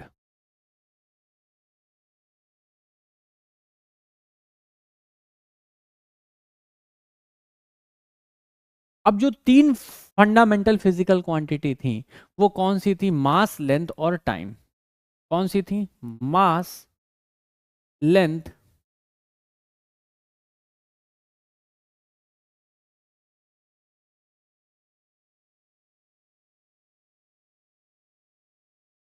मास की यूनिट बोला गया पाउंड, एलबीएस से रिप्रेजेंट करते हैं। लेंथ को नापा गया फीट्स में, और टाइम को नापा गया सेकंड्स। इसीलिए तुम देखो भाई, बेकरी केक वेक का क्या कहते हैं, कंसेप्ट तो अंग्रेजी लेके आए थे भारत में। हम कौन सा बेकरी के केक खा रहे थे, हम लोग तो अपना मालपुआ खा के खुश थे। और भाई क्या गजब टेस्ट होता है मालपुआ का। ये केक एक तो इन लोगों के आए। तो अभी भी तुम देखो जितनी भी बेकरी हैं, मोस्ट ऑफ द बेकरी जो होंगी, केक लेने जाओ भैया 1 पाउंड का दिखाएं या 2 पाउंड में, वो अभी भी किलो में नहीं नाप पा रहे। मतलब किलो में नाप नहीं पा रहे क्या, मतलब एक आदत पड़ गई कि भाई वो बेटे जब से वो चल रहा है तब से केक तभी वो लोग लेके आए, वो लोग पाउंड में नापते थे वो चलेगा, लेकिन उनकी वही पाउंड यहाँ पे ही रह गया। ठीक है। तो पाउंड वाला सिस्टम अभी मोस्टली तुम देखो बेकरी, बाकी तुम कुछ भी लेने जाओ, दही लेने जाओ, चावल लेने जाओ, तुम चीनी लेने जाओ, चाय पत्ती लेने जाओ, कुछ भी लेने जाओ, मोस्ट ऑफ द टाइम तुम बाकी कुछ भी खरीदो सब कुछ किलो या ग्राम में ही खरीद रहे हो। केक पाउंड में चल रहा है आज तक। लॉजिक वही है कि ब्रिटिश सिस्टम का था और ब्रिटिशर्स ही केक खाते थे, वही लोग भारत में लेके आए थे, तो वहां से केक का मेजरमेंट तब से पाउंड में हो रहा है, तो आज भी पाउंड में ही चल रहा है। तो इन्हें तीन फंडामेंटल फिजिकल क्वांटिटी मारी, मास, लेंथ और टाइम की। मास की यूनिट रखी पाउंड्स, लेंथ की फीट और टाइम की second. Feet, pound, second, FPS, British system. तो सबसे पहला सिस्टम आया ब्रिटिश सिस्टम, जो कि लोगों ने को बोला गया कि भाई आज से ये फॉलो करना, लोगों ने कहा ठीक है। लेकिन बड़ा कॉम्प्लिकेटेड था और दिक्कत वाला सिस्टम था, बड़ा कॉम्प्लिकेटेड सा सिस्टम था। यहाँ पे जब कन्वर्जन करने जाओगे, जैसे कि मैं अभी तुमसे बोल दूं, सिंपल सी बात है, मैं बोलूं कि भाई बताओ 1 मीटर में, 1 मीटर में कितने सेंटीमीटर होते हैं? तुरंत तड़ाक से बोलोगे 100 सेंटीमीटर सभी को। 1 फीट में कितने इंचेस होते हैं? बहुतों को पता होगा, बहुतों को नहीं पता होगा। 1 पाउंड्स में कितने ग्राम होते हैं? तो इनके कन्वर्जन बड़े घटिया तरीके के आए। ठीक है, कॉम्प्लिकेटेड है भाई। 100 से मल्टीप्लाई करना, 10 से मल्टीप्लाई करना इजी होता है, 1000 से मल्टीप्लाई, लेकिन मैं कहूँ 332 से मल्टीप्लाई करो डिफिकल्ट है। तो इसको यूज जो था बड़ा मुश्किल था। वही बात हो गई, जो पांचवा पॉइंट था ना, कन्वीनियंस यूज, वो उतने कन्वीनियंट नहीं था ये सिस्टम। तो इसको कहा गया कि भाई ऐसी तैसी कराओ, ये नहीं फॉलो होगा। फिर ब्रिटिशर्स थोड़े वीक भी हो गए। ठीक है, जब ब्रिटिश सिस्टम थोड़ा वीक पड़ा, तो ये हुआ कि दूसरे लोगों ने बोला कि नहीं यार, ये घटिया सिस्टम फॉलो नहीं किया जाएगा। फिर आया नया सिस्टम जिसे कहा गया CGS सिस्टम।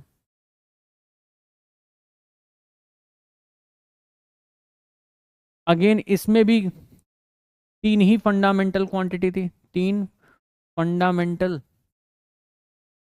क्वांटिटी रखी गई, बाकी सब क्या रख बोल दी गई कि सेकेंडरी या डिराइव्ड क्वांटिटी है। कौन कौन सी तीन क्या कहते हैं फंडामेंटल क्वांटिटी रखी गई? यहाँ पे भी वही, मास, लेंथ और टाइम को ही फंडामेंटल माना गया। बोले भाई यह देखो, यहाँ दिक्कत नहीं है मास, लेंथ और टाइम को फंडामेंटल मानने में।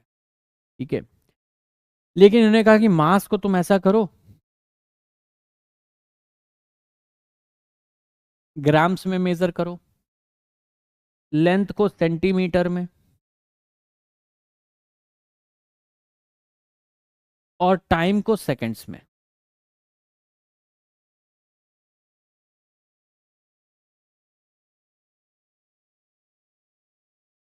मास को ग्राम में, लेंथ को सेंटीमीटर में, कॉमा टाइम को सेकंड्स में।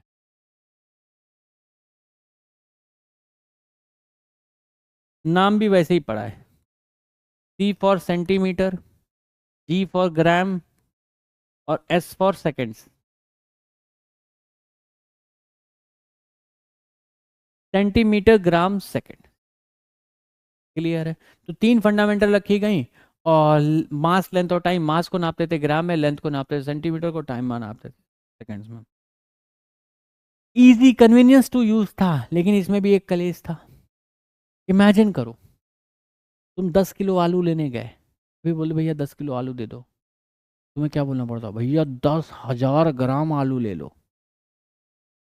पता चला शादी ब्याह का घर है, 1,000 किलो लेना पड़ गया, तो बोल ही नहीं पा रहे 1 लाख ग्राम चाहिए या 10 लाख ग्राम चाहिए, जीरो में ही कंफ्यूज हो गए भैया कितने जीरो लिखने थे।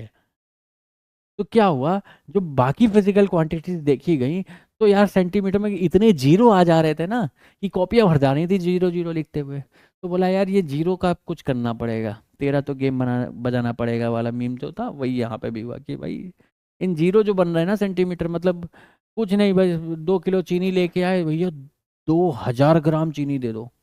तो छोटी मोटी में तो चलो ठीक है, लेकिन पता चला गलती से तुम चले गए यहाँ से दिल्ली 500 किलोमीटर, तो 500 किलोमीटर बोलना इजी है, 50,000 सेंटीमीटर चले गए।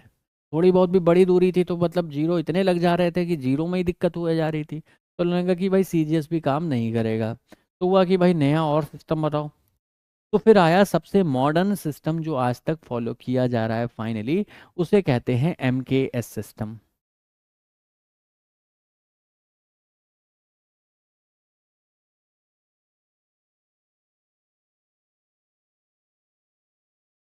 क्या कहा गया बच्चा पार्टी? उसको MKS सिस्टम कहा गया। क्लियर है? क्लियर है? तो MKS सिस्टम में भी क्या रखा गया? तीन ही फंडामेंटल फिजिकल क्वांटिटी रखी गई, तीन फंडामेंटल फिजिकल क्वांटिटी, तीन फंडामेंटल फिजिकल क्वांटिटी रखी गई, बाकी सबको डिराइव्ड या सेकेंडरी बोला गया। कौन सी वो तीन थी? वो जो तीन फिजिकल क्वांटिटी थी वो क्या थी? अगेन मास, लेंथ और टाइम रखी गई। मास को किस में नापा गया? मास को MKS सिस्टम में नापा जाता है किलोग्राम में, लेंथ को मीटर में, और टाइम को M for metre, K for kilogram, और S फॉर सेकेंड्स। नाम रखने में ज़्यादा लोड नहीं लिया गया, इनिशियल ले लिया इनके यूनिट्स के, लेंथ की मीटर, मास की किलोग्राम, और टाइम की सेकेंड, MKS। क्लियर है? आया ना? तो यहाँ अब चीज़ें बड़ी भाई यूज़ करने में इजी, कन्वर्जन करने में इजी, सब कुछ बढ़िया चल रहा था, ठीक है, और सब कुछ बढ़िया चल रहा है, इसलिए आज तक भी ये सिस्टम यूज़ किया जा रहा है। लेकिन लेकिन मेरे दोस्त क्या हुआ, कुछ लोगों को इसमें भी दिक्कत हो गई, कुछ लोगों को मतलब जेन्युइन दिक्कत थी अब की बात, कि यहाँ तक तो सब ठीक था, दिक्कत आई इसमें कि जो हमने बोला कि भाई थ्री फंडामेंटल हैं, सिर्फ तीन, लेंथ, मास और टाइम को फंडामेंटल मानते हुए तुम दुनिया की सारी फिजिकल क्वांटिटी को डिफाइन नहीं कर सकते। जैसे मैं कह दूं कि टेम्परेचर को डिफाइन करके दिखाओ लेंथ मास टाइम के टर्म में, तो नहीं हो पा रहा ना टेम्परेचर, ठीक है? या जिस भी फॉर्मूले में मान लो इलेक्ट्रिक करंट आ रहा है, मान लो मैग्नेटिक फील्ड है, मैग्नेटिक फील्ड में करंट का टर्म आएगा, तो मैग्नेटिक फील्ड को जरा मास, लेंथ मास टाइम और टाइम के टर्म में डिफाइन करके दिखाओ, इलेक्ट्रिक फील्ड को लेंथ मास और टाइम के टर्म में डिफाइन करके बताओ, ठीक है? हीट को लेंथ मास और टाइम के टर्म में डिफाइन करके दिखाओ। तो ऐसी बतेरी फिजिकल क्वांटिटी और निकल आई, ठीक है, जो सिर्फ इन तीन के पे डिपेंडेंट नहीं है, सिर्फ इन तीन के टर्म में डिफाइन नहीं की जा सकती। तो ये हुआ कि यार ये तो चलो ठीक है, लेकिन हमें जो फंडामेंटल फिजिकल क्वांटिटी तीन मान रहे हैं, तीन से काम नहीं चलेगा, हमें number of fundamental physical quantities बढ़ानी पड़ेंगी, जिन्हें हम फंडामेंटल कह रहे हैं उनके अमाउंट बढ़ाना पड़ेगा। तो इसी का अपडेट आया, जैसे एप्लीकेशंस के अपडेट्स आते हैं वर्जन 1.0 2.0, तो MKS का अपडेट आया, नया वर्जन आया MKS 2.0, उसी को हिंदी में बोला गया SI system of unit, international system of unit. SI जो है basically updated form of MKS system. लिखा भी, this is the modification of MKS system, it is also known as rationalised MKS. Rationalised MKS system मतलब MKS की जो खराबियां थी उसको दूर करा गया।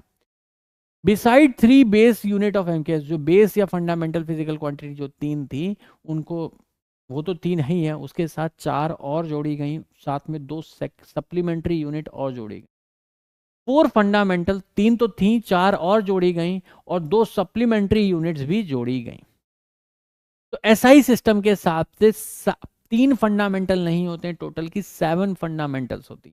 कितनी होती हैं? 7 फंडामेंटल होते हैं। 7 फंडामेंटल फिजिकल क्वांटिटीज होती हैं एसआई सिस्टम। कौन कौन सी? Length, mass, time, temperature, electric current, luminous intensity and amount of substance. Length को मीटर में ही नापेंगे, मास को किलोग्राम में ही नापेंगे, टाइम को सेकंड, ये सब तो यहां तक ठीक था। टेम्परेचर को नापेंगे केल्विन में, इलेक्ट्रिक करंट को नापेंगे एम्पियर में, ल्यूमिनस इंटेंसिटी को नापते हैं कैंडला में, और अमाउंट ऑफ सब्सटेंस की यूनिट हो जाती है मोल। तो unit of length is metre, unit of mass is kilogram, unit of time is second, unit of temperature is kelvin, unit of current is ampere, unit of amount luminous intensity is candela, unit of amount of substance is mole. Metre को represent करा जाता है small M से, kilogram को के जी से, time को second से, केल्विन को कैपिटल के से, एम्पियर को कैपिटल ए से, कैंडला को स्मॉल सी स्मॉल डी से, मोल को एम ओ एल आखिरी वाला ई खा जाते हैं। तो ये 7 फंडामेंटल फिजिकल क्वांटिटी डिफाइन करी गई एसआई के अकॉर्डिंग। हाँ या ना? कंफर्टेबल हो, क्लियर हो, मस्त हो, मजे में हो, बिल्कुल भन्नाट हो अभी तक? आगे बढ़ा जाए बच्चा पार्टी। इसके बाद दो सप्लीमेंट्री यूनिट भी आई। कितनी आई? दो। एसआई सिस्टम में दो सप्लीमेंट्री यूनिट्स भी रखी गई, 2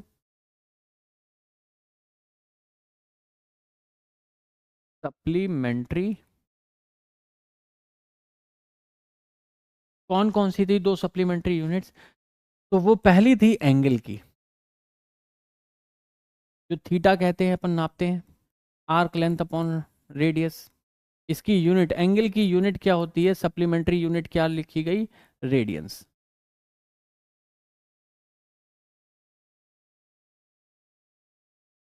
कंफर्टेबल है? दूसरी जो सप्लीमेंट्री यूनिट थी वो किसकी थी? सॉलिड एंगल की। मत जानो क्या होता है, बिल्कुल मत जानो, इग्नोर कर दो, बस ये ध्यान रखो इसकी यूनिट क्या होती है? रेडियन। अगर इसका कोई भी काम होता आपके सिलेबस में तो मैं कराता, इसको समझाता, लेकिन जब काम नहीं है तो हम इसे समझेंगे भी नहीं, ना समझाऊंगा। ठीक है? तो दो सप्लीमेंट्री यूनिट, बस ये ध्यान रखो कि सॉलिड एंगल की सप्लीमेंट्री यूनिट स्टे रेडियन होता है, एस टी रेडियन लिखते हैं, स्टे रेडियन को एस टी रेडियंस लिखते हैं, और एंगल की यूनिट होती है रेडियंस। आई होप क्लियर होंगे। तो ये दो सप्लीमेंट्री यूनिट हैं और ये 7 फंडामेंटल यूनिट रखी गई। यहाँ तक सभी लोग कंफर्टेबल हैं, क्लियर है, मस्त है, मजे में है? जल्दी बताइए, पक्का बताइए, सच्चा बताइए, सर बताइए, भन्नाट है? अब बताओ, 2 घंटे तो हो गए, अब आप लोग कहें तो थोड़ा और आगे बढ़ जाए, डायमेंशनल एनालिसिस भी बता दें। चलो, अब तुम लोग कहोगे कैसे, रिकॉर्डेड सेशन है तो। आप कमेंट सेक्शन में बता देना कि हाँ सर 15 मिनट खींच दिया करो, क्योंकि मैं अब पढ़ाऊँ भी, मेहनत भी करूँ, फिर अपना खून भी जलाऊँ, तो दोनों तो नहीं हो पाएगा। तो प्लस यही है कि भाई आप जनरली जो भी फील किया करें लेक्चर के बारे में, डेली डेली कमेंट सेक्शन में लिख दिया करें, अपना फीडबैक देता रहा करें, ताकि भाई जनरली होता जानते हो क्या है कि अच्छे बच्चे होते हैं जो चाह रहे होते हैं बट वो कुछ लिखते नहीं है, तो एक दो भी इस तरह के बच्चे होते हैं वो ज़्यादा हाईलाइट हो जाते हैं। तो आप जैसा फील किया करो, आप लिखा करो, उनकी बात वापस ऐसे ही इतनी छुप जाएगी, दब जाएगी कि दिखेंगी ही नहीं। दिखेंगी नहीं तो मेरा खून नहीं जलेगा, मेरा खून नहीं जलेगा तो मैं और अच्छा पढ़ाऊँ। ठीक है? तो that is all for today guys, tata bye bye, जय हिंद, God bless you, love you all, जय Hind.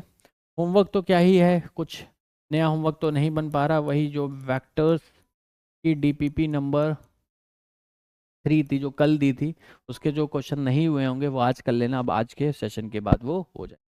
That is all for today guys, tata bye bye, जय हिंद, God bless you, love you all, जय हिंद, लव यू ऑल। मिलते हैं कल भन्नाट लेक्चर के साथ न्यू डायमेंशन में, और मैक्सिमम कल कोशिश करेंगे पोर्शन को कवर अप करने की, डायमेंशनल एनालिसिस वाला पार्ट कोशिश करेंगे कि कल most of the part dimensional का अपन कर पाए। ठीक है, जय हिंद दोस्तों। तो कल चाहते हो कि मैं 2.5 घंटे का लेक्चर ले लूँ, मतलब 2 घंटा 20 मिनट 25 मिनट तक, तो पहले ही आज लिख देना, तो मैं उस हिसाब से लेक्चर रिकॉर्ड करूँ।